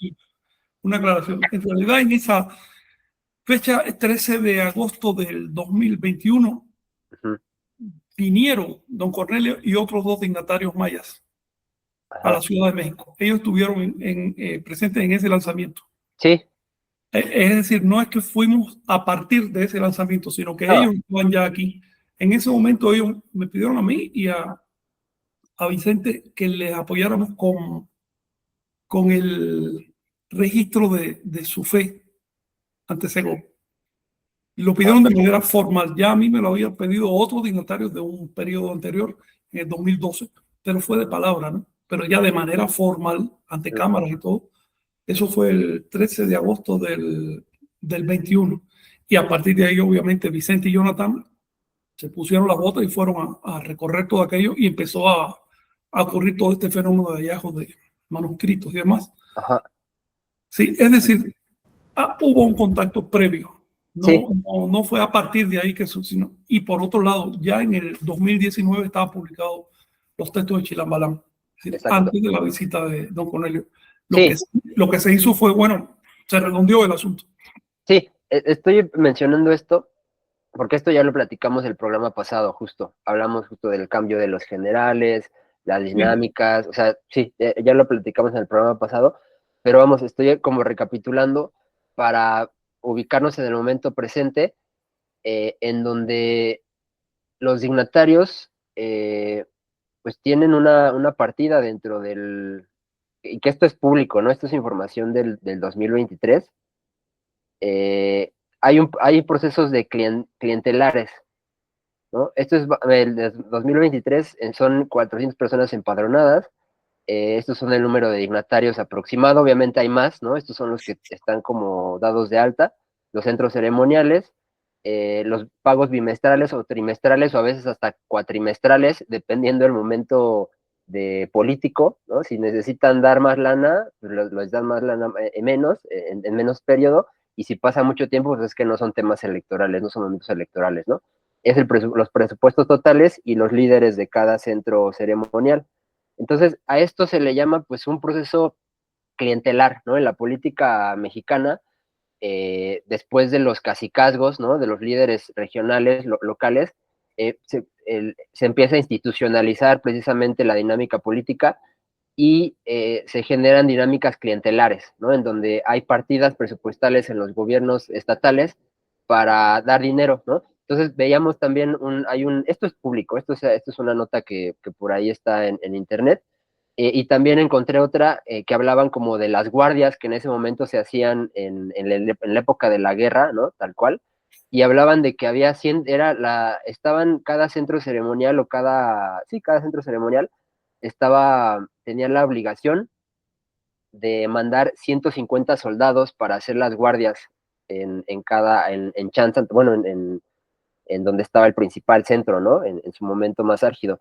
Entonces hoy vemos que pues hay 2 dignatarios, ¿no? Si acaso 3 por cada guardia, y con complicaciones para ir, ¿no? Porque también pues los gastos, ¿no? De pagar los taxis y demás, es gente ya muy adulta, y en fin, o sea, vemos como esta cuestión clientelar, el Estado llega, da dinero y entonces pues se apacigua un poco, y ahorita pues ya estamos en otro momento en donde en este caso el que da el dinero es el INMAYA, ¿no? Es una partida estatal, pero ya a nivel federal pues es el INPI, ¿no? Por un lado tienen el INMAYA que les da dinero a los dignatarios y por otro lado el INPI que desarrolla proyectos, ¿no? De apoyo a comunidades indígenas, para mantener los centros ceremoniales que justamente han sido beneficiarios desde que llegamos.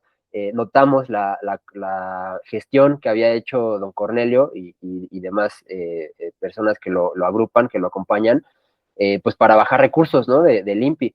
Se pusieron, por ejemplo, unos baños, se puso una palapa enorme donde ahora se lleva la festividad, rampas, ¿no? No había rampas, era todo difícil, ¿no? Para las personas de mayor edad, pues caminar, ¿no? Dentro del centro, entonces ya hay rampas, se puede meter fácilmente las personas.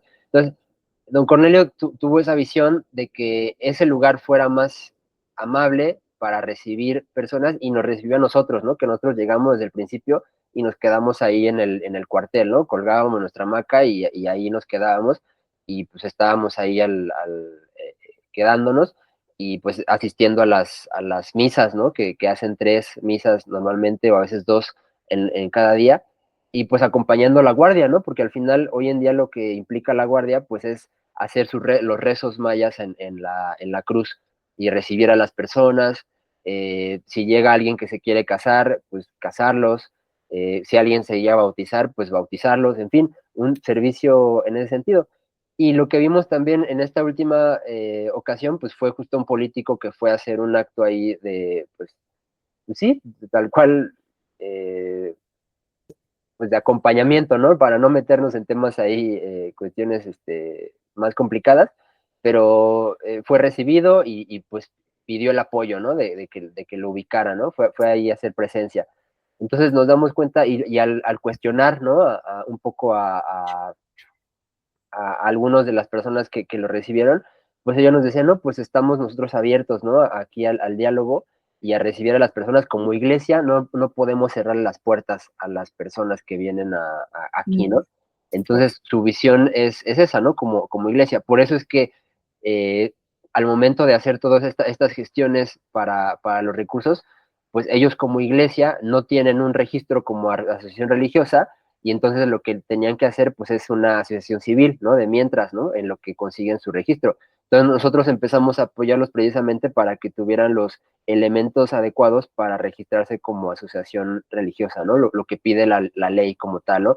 Lo de la cuestión del libro sagrado, en qué consiste la fe, que no los vieran como una cuestión de catolicismo, ¿no? Que pues realmente no lo son porque no tienen a un padre, ¿no? Impuesto.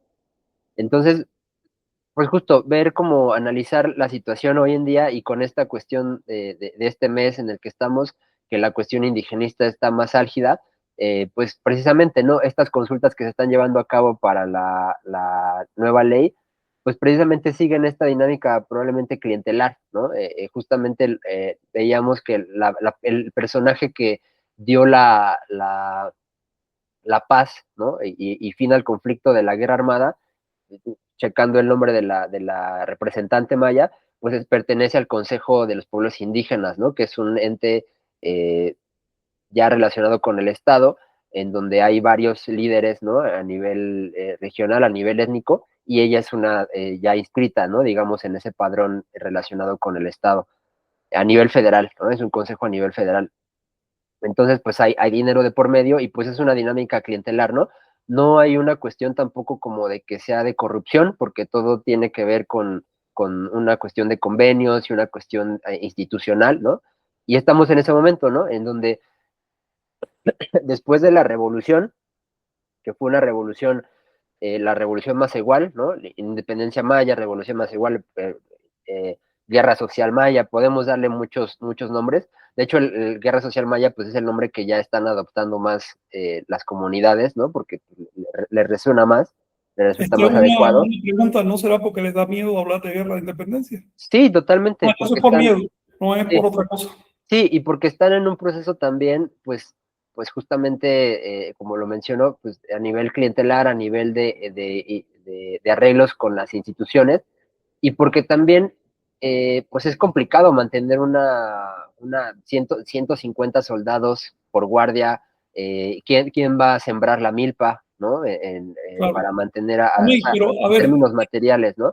A ver, en lo que nos cuentas hay una mezcla de cosas. Hay que distinguir la religión maya de los usos sociales del pueblo maya, que ahí sí se tiene que meter el Estado porque es su deber. Hay que organizar todo eso. Me parece bien, por otro lado, que los estados apoyen a personas que se dedican a la cultura maya, o por lo menos un poco. Eso hasta ahí me parece bien, pero eso hay que distinguirlo de una religión. El hecho de que un pastor tenga una vida social en su comunidad puede llegar a ser político. Ajá. O el hecho de que una secta, por ejemplo, evangélica, Sí, una religión como los mormones tenga sí, una función social importante, sí. contemplada por el Estado, regulada Ajá. por el Estado, es Sí. independiente de las doctrinas que maneja, independiente de su fe. El Estado no tiene que meterse en la fe, No, ni puede por ley. pero es que ellos, los mormones y todas estas que me mencionas, sí están legalizados, sí tienen sus fundaciones y sí tienen sus beneficios fiscales y sí tienen sus papeles en regla y pueden obtener recursos a partir de su feligresía. Los dignatarios realmente lo que vemos es que necesitan que el Estado les apoye Claro, para que porque se además su mantengan, feligresía es muy pobre. y aparte porque la feligresía, pero podría generarse también cierta economía si tuvieran si pudieran comercializar sus textos sagrados No, mayas, si pero la tuvieran ley su se lo prohíbe, editorial. sería apropiación. Ajá, por ¿Ves? eso. Es decir, vamos a poner las cosas como son.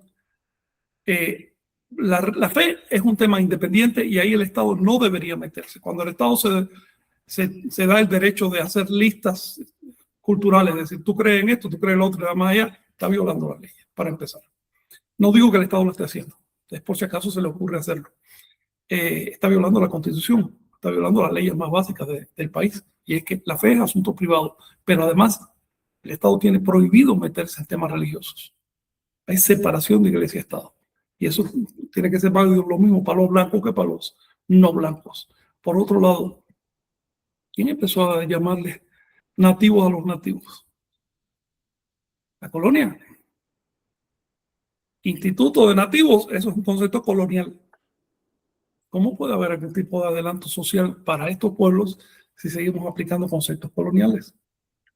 Porque se basan en el trauma, precisamente. Son instituciones que se basan La en el cuestión trauma es de la esta: la conquista. sociedad se siente obligada a darles un nombre, una clasificación a cierto sector de la sociedad, no a otros sectores. ¿Por qué? Porque ese sector de la sociedad no está resuelto socialmente. Exacto. Entonces no basta con decir este señor es ciudadano, no. Hay que decir es indígena. Y además le dimos ciudadanía. Sí. Se la regalamos, pero es indígena. Y por lo tanto él debe estar en un territorio, hablar determinada lengua, manejar sus costumbres, y prohibido que haga difusión pública de su cultura. Sí, prohibido. Ya se está prohibiendo. Luego, aquí el tema de fondo es que seguimos con instituciones que tienen, a ver, el concepto de indígena y la agrupación de las personas a partir de ese concepto comenzó formalmente por textos hacia 1720, 30 por ahí. Por supuesto que ya se aplicaba desde antes, ¿no? Pero entonces fue cuando llegó a las leyes. Esas leyes no se han cambiado. Estamos hablando de plena colonia. No, y ahorita se va a legislar una ley de derechos indígenas, precisamente ese es el tema que se Se va está a cambiando. confirmar el hecho de que son indígenas. Ah, No importa sí. cuántas leyes les ponga o les quite, sigue confirmando el hecho de que son Exacto. indígenas. No los está aceptando como personas normales.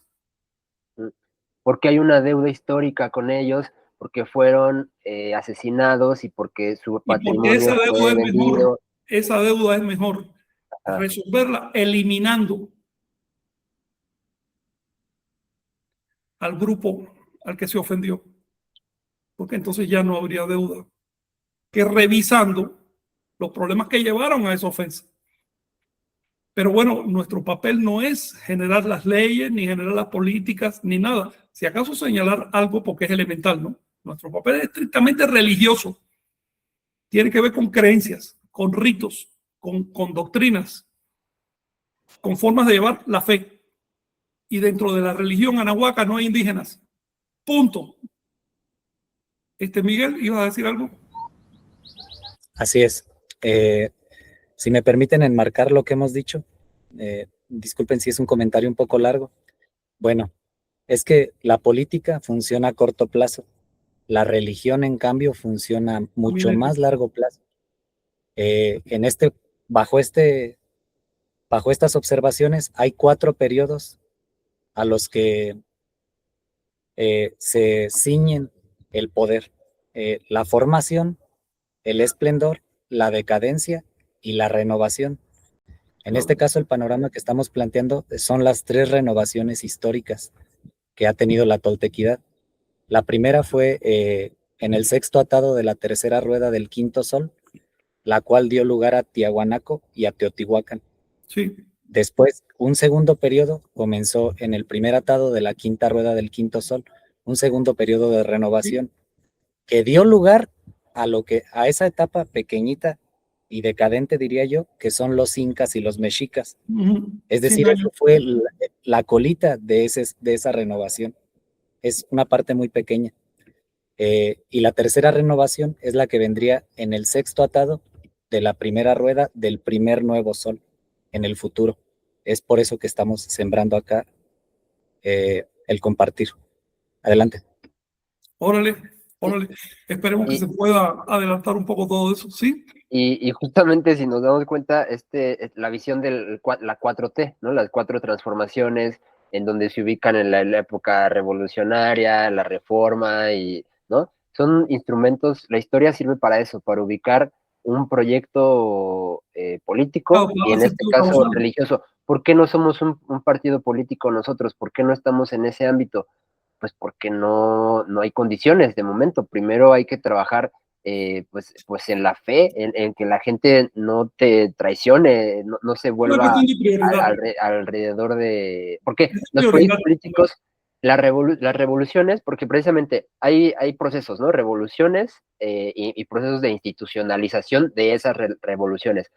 Pero si la revolución no se institucionaliza en cierto momento, se vuelve contra sí y se La come verdad la es que cola, ¿no? Al la final. institucionalidad corre paralela con las revoluciones. Cuando la institucionalidad se anula a sí misma porque hay demasiada corrupción o algo así, o está muy lenta, surgen las revoluciones, pero las revoluciones buscan destruir, no buscan construir. Exacto, No hay una revolución que haya construido nada. exacto. Es decir, Sí. la institucionalidad recobra su cauce, despojándose a través de la revolución de los aspectos Sí. retrógrados. Sí. Pero la revolución por sí misma no es un factor. Las revoluciones son reactivas, son Exacto. reaccionarias desde el primer momento. Por eso se llaman revoluciones. Y ahí te va, porque un concepto que se ocupa mucho para estos procesos indigenistas es el concepto de la autonomía. La autonomía de los pueblos es lo que es su ideal es ese, ¿no? La autonomía en términos, pues sí, políticos, ¿no? Y alguien me comentaba, porque yo le hice un comentario ahí medio, pues sarcástico, no sé, que la autonomía era el opio de las masas, ¿no? Para en cierto punto, ¿no? Plantearlo de ese modo. Lo que me comentó fue lo siguiente, que yo estaba confundiendo autonomía con soberanía, porque yo le planteaba que pues más bien el proceso de balcanización que generaría la autonomía de ciertos pueblos en el país, pues sería complicado para en términos geopolíticos, ¿no? Lidiar con la dinámica geopolítica, con el país partido en regiones, ¿no? En la región maya, la región nahua, en fin, pues eso Sí. quedas a merced de las potencias, Sí, que no, han sido como está el potencias mundo ahora, políticas no y se puede volver militares. a Teotihuacán. Ajá, exacto. No, Entonces, justamente ese es el tema, ¿no? Porque esa es la base, ¿no? Y regresamos de la visión, análisis de la toltequidad, regresamos a la náhuac, ¿no? Que es la unificación de esa diversidad. ¿A través de qué? A través de la toltequidad. No es callar las voces y no es callar la diversidad, ¿no? Al contrario, analizar esa diversidad, ver qué hay de valioso en esa diversidad, porque no todo es valioso, hay que también saber que hay Mira, hay cosas. diversidades creativas y hay diversidades destructivas. Exacto, Y la diversidad es por falta de apoyo a la cultura, por falta sí, de escuelas, sí. por agresiones permanentes, por procesos coloniales. Esa diversidad hay que eliminarla. Hay que volver a la integridad. Ahora, si la diversidad es porque yo tengo un punto de vista a partir de una base cultural suficiente y tú tienes otro y podemos llegar a construir algo superior, bienvenida. Sí. Cuando se habla de diversidad, esa palabra significa cosas diferentes. Con esa palabra están transando a las comunidades. Están haciéndoles perder lo que tienen. Por ejemplo, a inicios del siglo XX, los nahuas se podían entender todos entre sí. Eran una fuerza importante dentro de la sociedad de Mesoamérica, no solo de México. Los nahuas se podían entender entre sí. Ahorita son 100 variedades que ya ni se están entendiendo. El poder que podían tenerse, hay que dividirlo por 100. Entonces son pequeños grupos de personas que no impactan nada.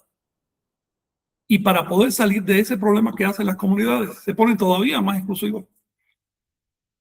Levanta su propia banderita, no que yo pronuncio así, así que tú eres el enemigo, porque yo pronuncio así. En lugar de darse cuenta que los están estafando, por encima de todas esas comunidades hay un sistema que manda en el cual no caben las culturas nativas de América. No caben, entiéndanlo. Es una cuestión de desaparición. Quizá no debiera ser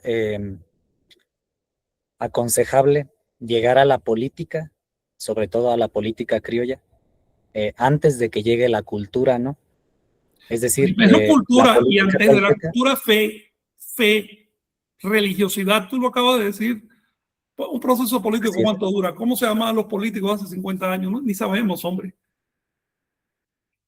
¿Cómo se llaman los presidentes hace 100 años? Ni me importa, además de que no lo sé. ¿Ves? Estoy hablando del pueblo en general. Pero ¿cómo se llamaba aquel tipo que fundó una religión hace 2000 años? Todo el mundo sabe cómo se llama. Los procesos religiosos Así es. duran milenios. Los procesos políticos son llamaradas de petate, duran segundos. Tú sabrás a dónde eliges, tú sabrás a dónde apuestas. Todo depende de qué tanto quieras expresarte y de qué tanto quieras cumplir con tu responsabilidad social. Claro. Nosotros los procesos políticos nos sirven únicamente de escalón, pero no son el objetivo.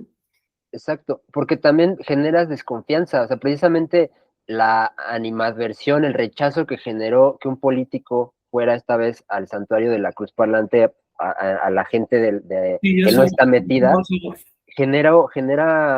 o sea, llega a romper el tejido social, ¿no? sí. El hecho de que nosotros lleguemos con la cuestión de la religiosidad y los textos, pues también de repente es mal visto por otras personas que no están metidos en el proceso y que no están Fíjate que informadas. dos procesos tan diferentes. Uno, una intrusión de un político que ni sabe maya, le importa a los mayas ni comprende lo que está pasando allá adentro, Exacto. que provocó que destituyeran gravemente al general Cruzó de ese momento. Ajá. Tú sabes, ¿no? Isabel, sí, Isabel. Sí, a ese nivel llegó el asunto. Y por supuesto que ha generado un resentimiento que todavía, y que quién sabe dónde llegue eso. Sí. Por otro lado, la intrusión nuestra que va con cero recursos, pero a darle justamente sus textos sagrados que se habían perdido. Sí. A ti que me estás escuchando y que perteneces al grupo maya, tú tienes una responsabilidad frente a ti mismo y frente a tu cultura, frente a tu país, frente a la historia. Tú sabrás a quién señalas. Es muy fácil hacer la guerra a quienes te llevan el libro sagrado que dejaste perder. Pero es muy fácil congraciarse con un político por dinero. Tú sabrás dónde inviertes tu vida. No puedes impedir que nosotros denunciemos lo que pasa. Sí. Sí, y hablamos de eso, ¿no? De la confianza. ¿Qué confianza social? O sea, es entendible que tengan cierta desconfianza porque la política, los intereses económicos y demás, pero pues no hay manera en que puedan imputar, ¿no? A una iglesia de hacer esto, ¿no? De encontrar un reflejo en una fe que tiene una historia, ¿no? Que lo acabas de decirte muy bien, Miguel, No, tan añeja, tan antigua, ¿no? Que hay una evidencia de textos, que hay una evidencia de un proceso histórico que va más allá de las revoluciones de 1910, 1810, o sea, que se va mucho más allá. Pues no, desde la o óptica de sea, las grandes religiones, catolicismo, budismo, islam, sí, los procesos políticos son detallitos, realmente. detallitos insignificantes.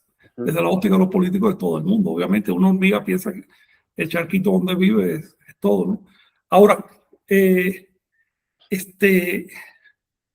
precisamente por eso que acabo de decir, por el hecho de que una AR, una institución religiosa, es capaz de ejercer un poder fuerte sobre las masas y de trazar a futuro y de entender la historia, dudo que las autoridades criollas de América le concedan a los pueblos nativos el derecho a ejercer legalmente su propia fe. Creo que prefieren importar religiones de cualquier otro lado del mundo a reconocer que los nativos eran seres humanos con un cerebro y con una fe como cualquier otro y por lo tanto desarrollaron procesos religiosos. Esa es la situación en que estamos hoy, Exacto. inicio del siglo XX. Y por eso mismo creo que se abren una disyuntiva. Por un lado, extinción de esos pueblos porque no van a tener ningún respaldo legal. Es decir, se van a ir asimilando con el resto de la sociedad, termina perdiendo su cultura. Por el otro lado, reclamos de derechos, así de simple. Yo tengo fe en la Toltecayo. No hay político que me pueda decir que no la tenga. Y si lo intentan, voy a denunciar mientras pueda hacerlo.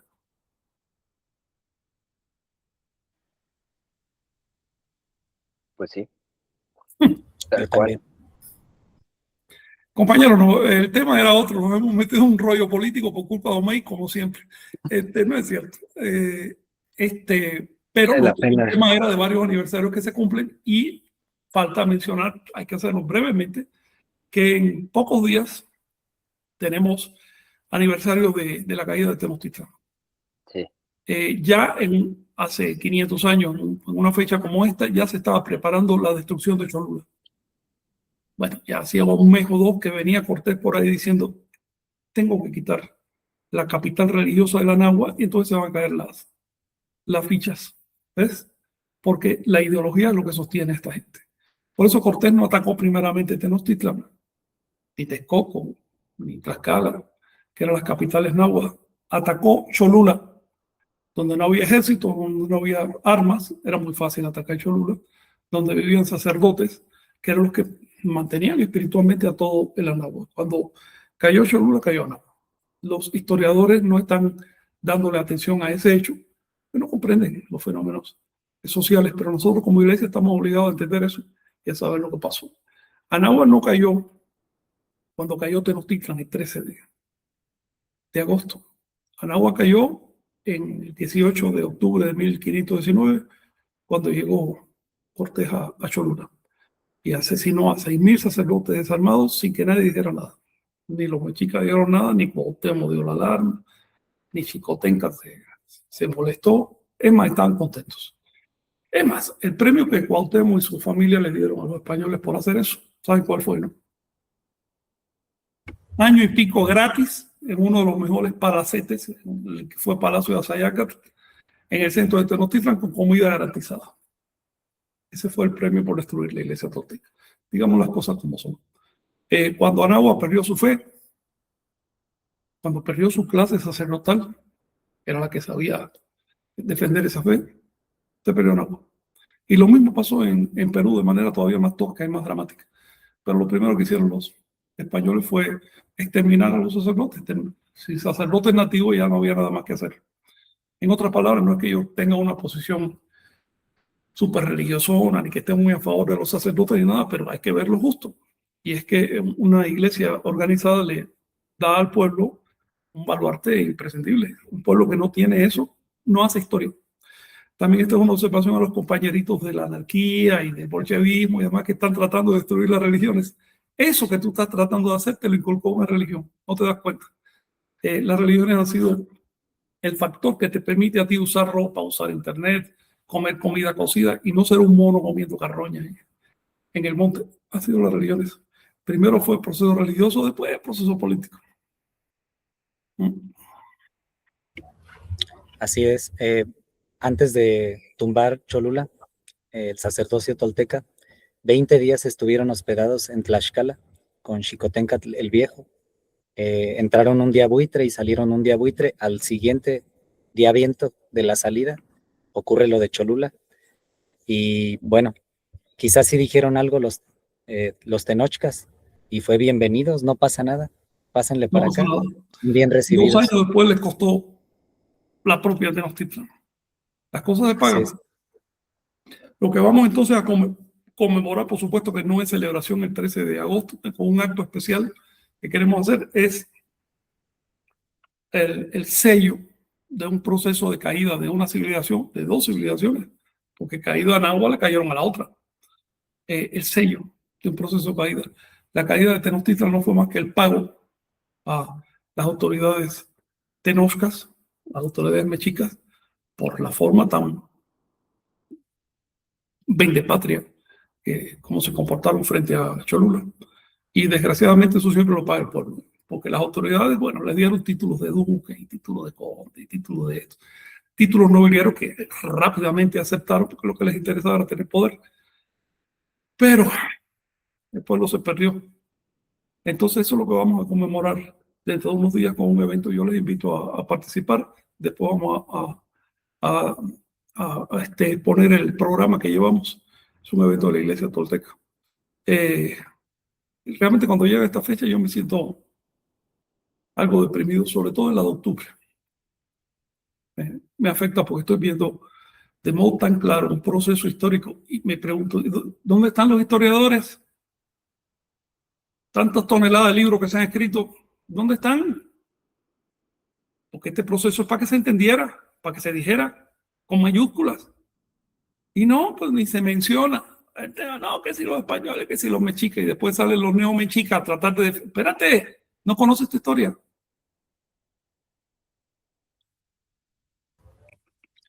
Así es.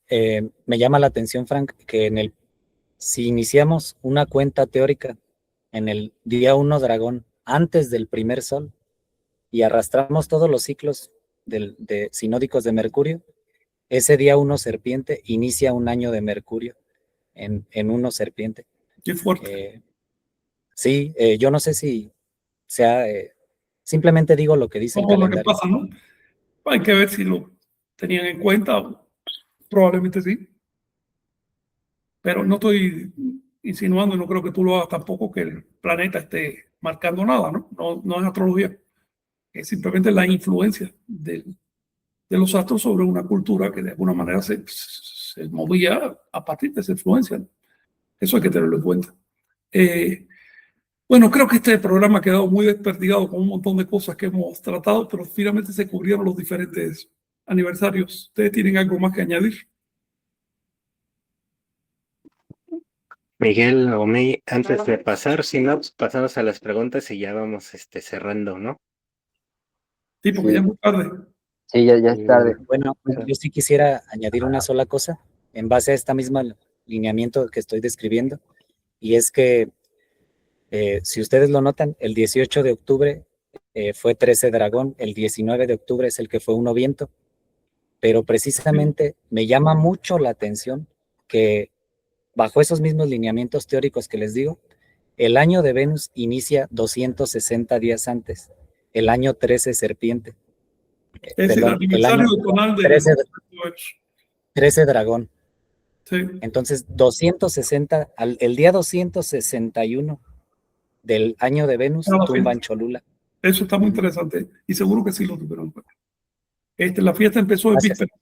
La fiesta en realidad era unos vientos, pero empezó el día anterior en la noche. La matanza se extendió durante la noche del día 18, todo el día 19 y parte del día 20. La matanza de los sacerdotes propiamente. Fueron a buscar a sus casas, los mataron a todos. Y después, ya de una vez, mataron al resto de la población para robarles las joyas de oro y eso. Es decir, fue una hecatombe. Pero bueno, eso lo platicaremos en octubre. Sí, y ya que estamos aquí, perdón, otro comentario. Cuando inicia la guerra de castas o la guerra de independencia maya, es en el día 2 agua. Un día antes es el tonal 1 conejo, que es el sello de los atados. Y 13 días después comienza precisamente el tonal Powali. Entonces, me parece que el calendario, si bien tiene 260 días, lo cual hace que frecuentemente salgan signos, me parece que nos falta un poco de estudio para alcanzar a ver todo lo que tiene que ver ahí realmente esta ciencia. Sí. Para eso necesitas pensar en términos de calendario, no apoyarte en el cristiano. ¿Ves? Porque si te apoyas en el cristiano ya no ves esa relación. Pero si solo estás en el Anahuaca, estás obligado entonces a armar los ciclos así. Sí, Jonathan. Sí, bueno, vamos a saludar a Trecio Celot, anda por acá, Salvador Mendoza, también a Cis Natura, Sofía Giovanna. Es una diferencia total aprender estas enseñanzas sin conocer el idioma a después de conocer el idioma. Se entiende más a fondo y la identidad se va profundizando. Ella misma nos comenta, después de estudiar ya 3 años la Toltecayo, después de estar estudiando náhuatl, cambió totalmente mi visión de las enseñanzas. También Darius Folk anda por acá.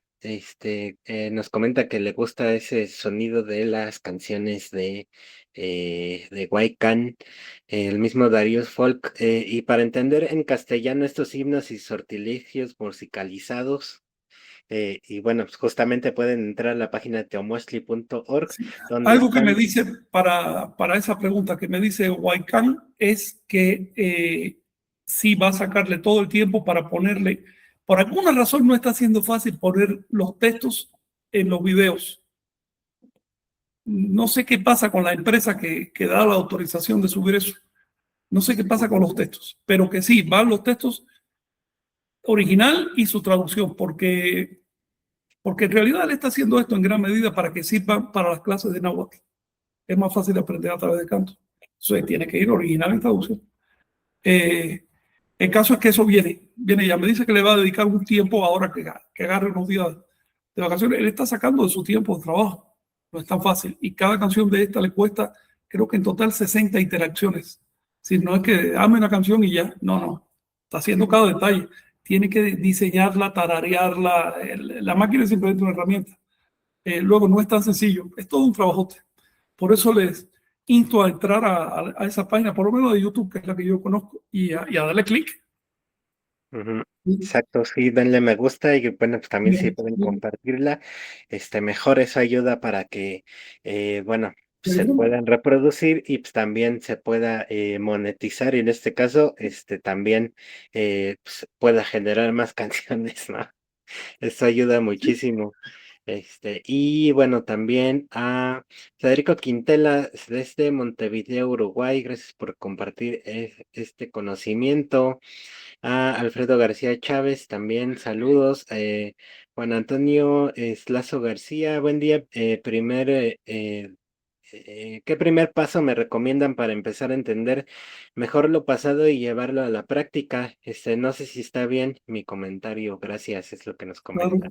es la mejor pregunta, ¿cómo empezar en todo esto que ustedes dirían? ¿Por dónde empezaron ustedes?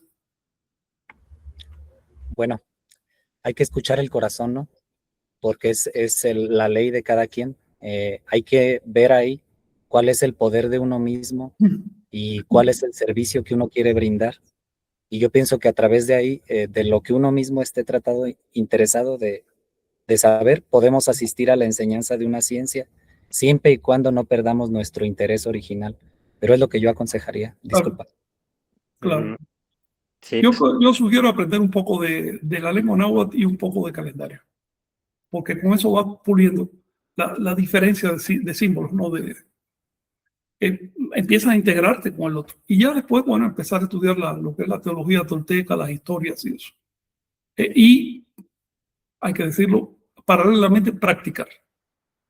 Practicar. Nosotros no le dedicamos el tiempo aquí a los temas de práctica porque no es el cometido de este programa, pero quizás algún día haya que hacerlo porque tampoco se puede quedar todo en el intelecto. El intelecto solo es para confirmar las prácticas.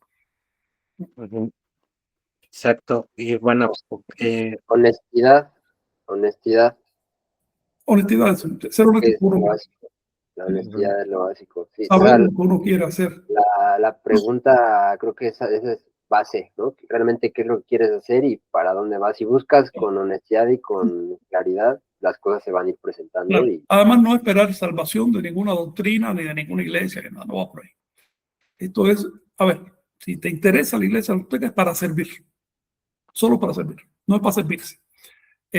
Si lo que te interesa es la cultura de agua en general, bueno, trata de servirle en lo posible, es decir, trata de orientar tu interés hacia solucionar cosas, porque se está extinguiendo, es una lástima, estamos hablando de miles y miles de años de proceso de dos continentes, es una lástima que se pierda. y bueno, o sea, ahí también lo que yo podría comentar es que pues, hagas o empieces por lo que más te gusta, busca lo que más te guste, lo que más te llama cualquier tema. También, No sé, eres arquitecto, busca cómo construían las pirámides. O si te gusta más el chamanismo, pues busca sobre los ensueños, o lo que te llame la atención y ya de ahí te vas moviendo hacia todos los temas que quieras, ¿no? En mi caso, por ejemplo, ya haciendo una recapitulación, lo que hago actualmente es lo que me hubiera gustado a mí que alguien hubiera hecho cuando estaba empezando, claro, justamente para poder verlo, ¿no? Entonces, claro. no sé, podemos ver, busca qué crees que falta y que pues puedas con eso apoyar a las demás personas y eso te va a orillar a aprender justamente, te va a llevar a investigar y pues de ahí investiga y pues, ya justamente eso llévalo a la práctica. También tenemos, Aprovecho un comentario que está haciendo por aquí Mónica Núñez. Si quieres elementos de la práctica tolteca, los viernes programa El Umbral de Omeyoca. exacto, ahí a veces varía de horario, pero normalmente es a las 8 del tiempo de Tenochtitlan, pero se anuncia ahí, también, sigan las redes ahí en el Facebook para que puedan estar atentos a la hora de la transmisión, que digo, normalmente es a las 8 de la noche, los viernes, tiempo de Tenochtitlan. Y bueno, pues seguimos por acá, nos Preguntaban presentando. la sesión pasada, ¿cuál es el Ah, sentido de la vida? Pues el sentido de la vida, búscalo, empieza a vivir para que lo descubras, ¿no? Y la Toltecayot propone ciertas herramientas, ¿no? Entonces, bueno, y ya vimos que diferentes culturas también, nada más, pues cada quien elige. Y la propuesta de la toltequidad es libérate de creencias y vive, ten experiencia propia corrobora lo que te estamos diciendo, tampoco nos creas al 100%. No tenemos la verdad absoluta, es solo una propuesta. Entonces, bueno, pues sí. Me Ahí están parece muy bien, muy fragmentos. bien. Qué bueno que Mónica lo aclara y lo voy a repetir. En la iglesia azteca no tenemos la verdad. Si busca la verdad, vete con los testigos de Jehová. Y también saludos a Carla Alejandra, que está allá en el fin del mundo. Saludos, sí, gracias. Muchas gracias por tanto. Darius Folk, la segregación racial empática, o también le llaman discriminación positiva. Mira, discriminar positivamente una raza es destruirla. Si la Mm. negativa es mala, pero por lo menos te da un sentido de resistencia. La positiva es narcótico. Narcótico para las masas es que tú las refuerces positivamente, que le diga ya no es por merecimiento, es por casualidades natales. Naciste de tal color, naciste con tal sexo, naciste con tal tendencia, entonces te vamos a pagar por eso. Es decir, la muerte del merecimiento. En cuanto a eso se hace con una comunidad nativa, tengan en cuenta que si los nativos fueran el 90% de la población, el Estado no fuera tan generoso porque saldría muy caro. Lo puede hacer porque son una pequeña cantidad. Ahí yo me publicó los apoyos que se le da a los dignatarios mayas. Estamos hablando de una nada, hombre. Estamos hablando del orden de $100 al mes.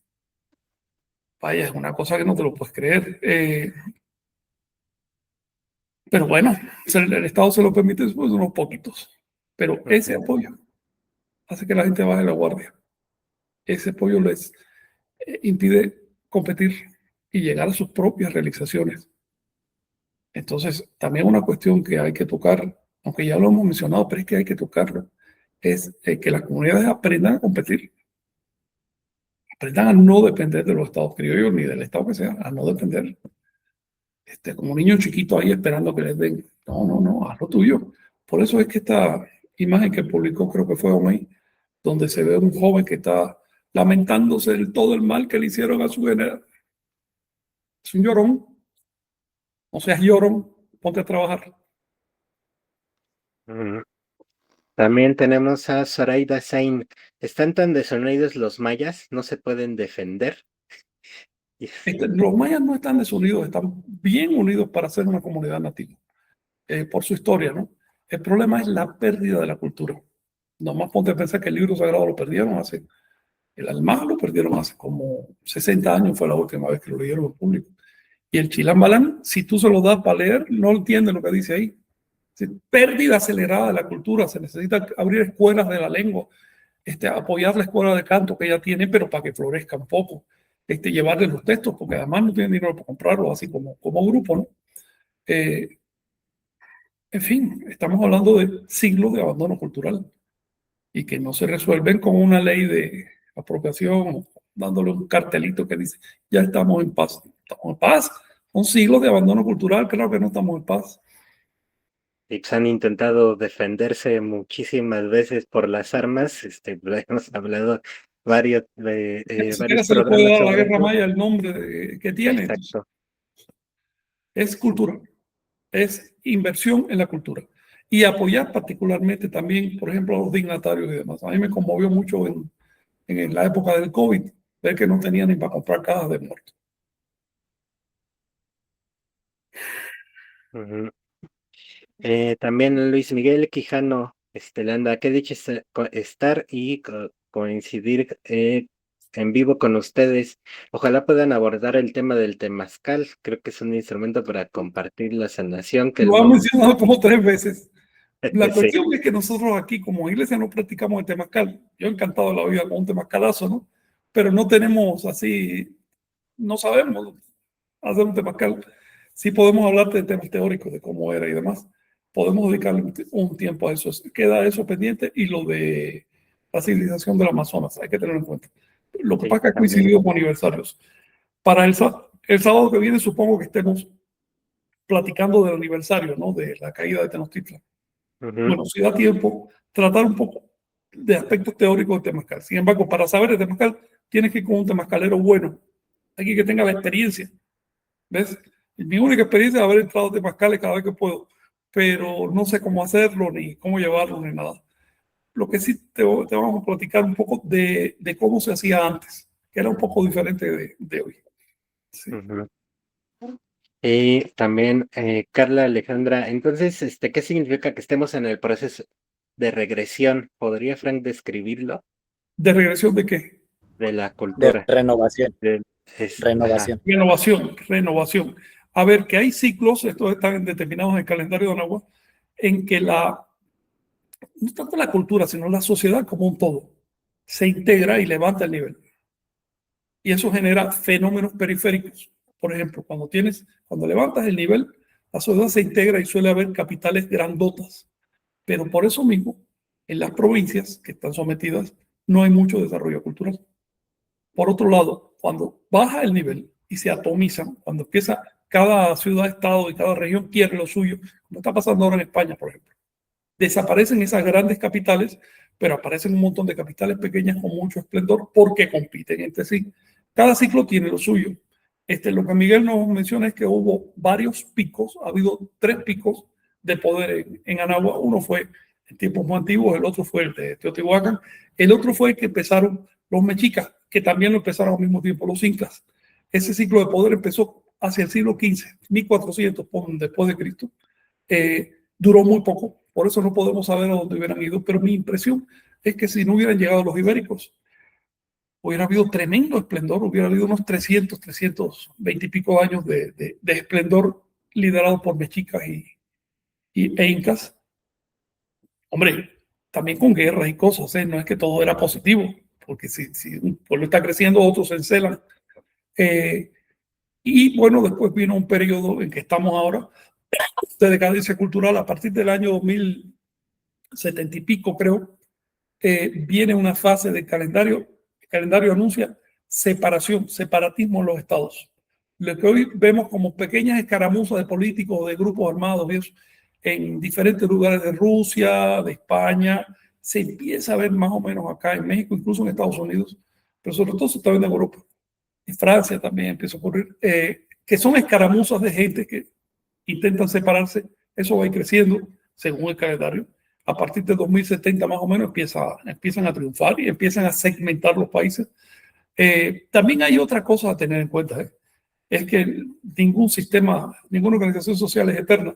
Los sistemas de naciones, países, naciones, ya llevan mucho tiempo, ya llevan más de 1000 años. Empiezan a hacer agua y hay nuevas formas que la tecnología va imponiendo. Ese proceso de separación, de pérdida de cohesión económica, política y cultural va a durar más o menos unos 300 años, quizás 260 años, una cosa.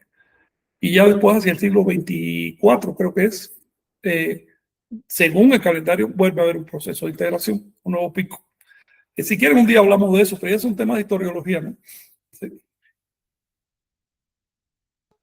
Exacto. Bueno, también ya para ir cerrando, Eduardo Torres, indígenas somos todos porque todos tenemos un lugar de origen.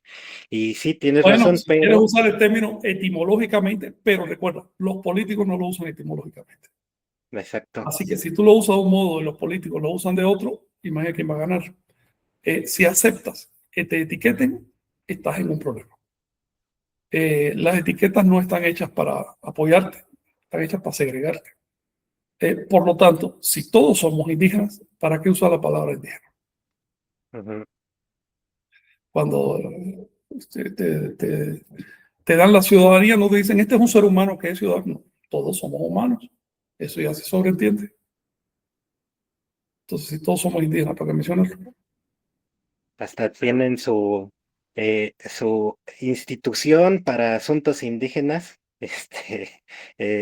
y ellos tienen que ir por ese, y siempre ellos, y son ellos, y no somos nosotros, o sea, A ver, Instituto Nacional Indigenista no significa Instituto Nacional de todos y para todos. No. Significa para algunos. Los demás son normales. Los demás pueden vivir normalmente.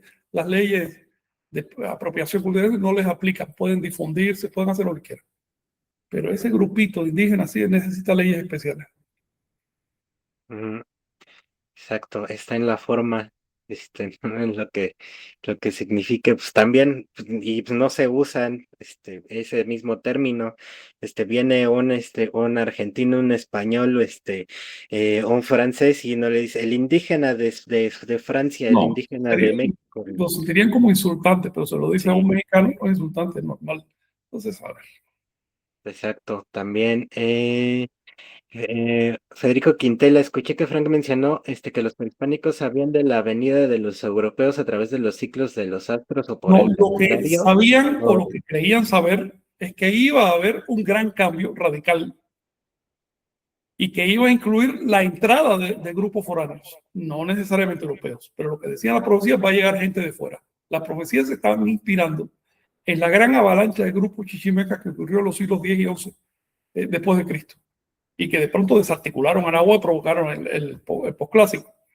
Entonces estaban inspirando, decía, estamos esperando gente de todos lados, gente rara que va a venir y va a destruir la cultura. No decían españoles, no conocían. España no existía en ese momento. Y tampoco decían europeos porque no estaban conscientes del nombre de Europa ni nada. No sé si comprendieron que esa gente vendría a través del mar. La verdad es que hay algunas profecías que hablan de eso, pero no me atrevería a decir que no fueron arregladas después de la llegada de los europeos para que se cumplieran. Lo importante es esto. El pueblo anahuaca estaba a la expectativa de algo. El pueblo cristiano no.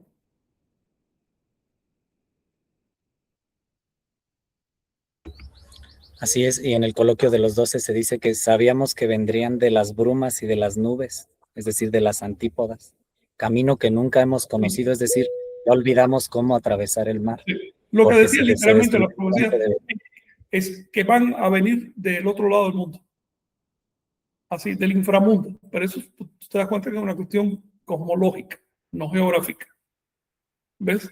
Pero cuando de veras llegaron a través del mar, dijeron, caramba, no solo era cosmológico, esto literalmente vinieron del inframundo. Por eso el Chilán Balán llama a los españoles los que viven en el Metnal, en el Mictlán, es decir, en el otro lado. Sí. Un tema que da para más. Me gustaría un día jalar los libros y leer directamente esas cosas.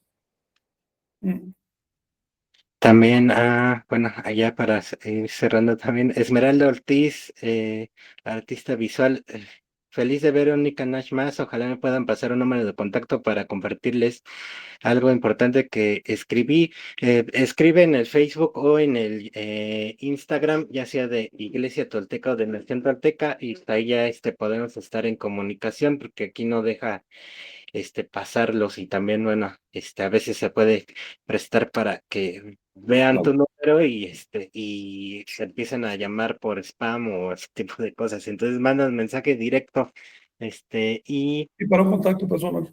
exacto. También Wesley Tlacatl, saludos toltecas de Anáhuac y Semanáhuac. Disculpen que pregunte algo fuera del tema de hoy. ¿Cuáles eran las prácticas o el tratamiento que le daban al cordón umbilical de un recién nacido?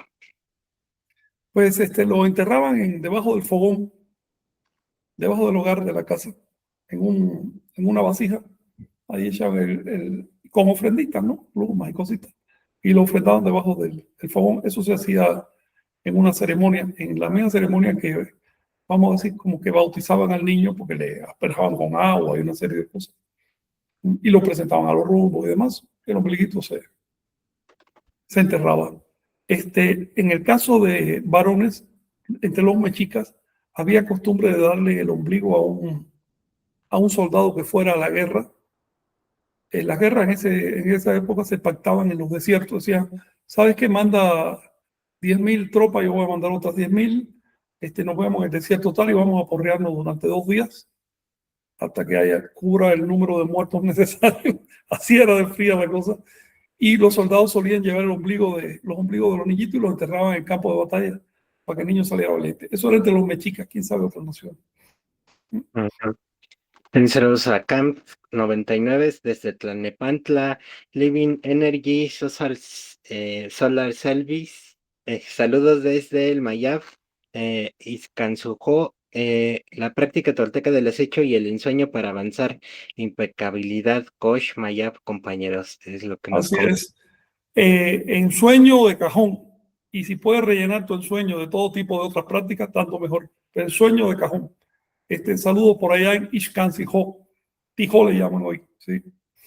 Ajá. También a Eugenio Osa, con mucho gusto les comentaré que el propósito de la vida es cambiar, cambia, conócete a ti mismo con los problemas de la vida, no cuestiones al prójimo, cuestiónate a ti mismo.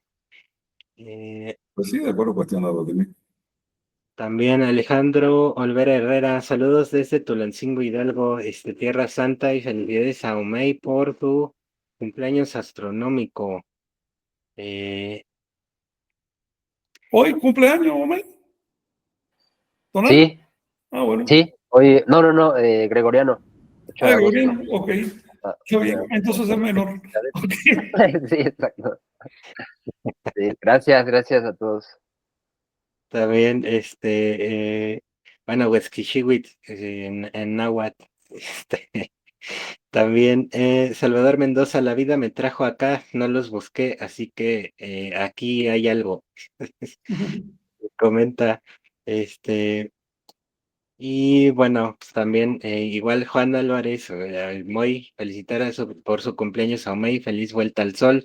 Y pues con eso pues, nos terminamos para encontrarnos el siguiente sábado. Y bueno, pues gracias por estar por acá. Igual si estaremos revisando los comentarios del programa. Pues, no sé si quieran cerrar con algo por ahí. Por mí ya fue demasiado. Mira cómo nos pasamos. Todo bien. Sí, ahí les avisamos por redes si lo del 13 de agosto, si hacemos algo Sí, presencial, el o si programa del hacemos 13 de agosto. Ya lo algo estamos trabajando. online. Estamos trabajando. Ajá.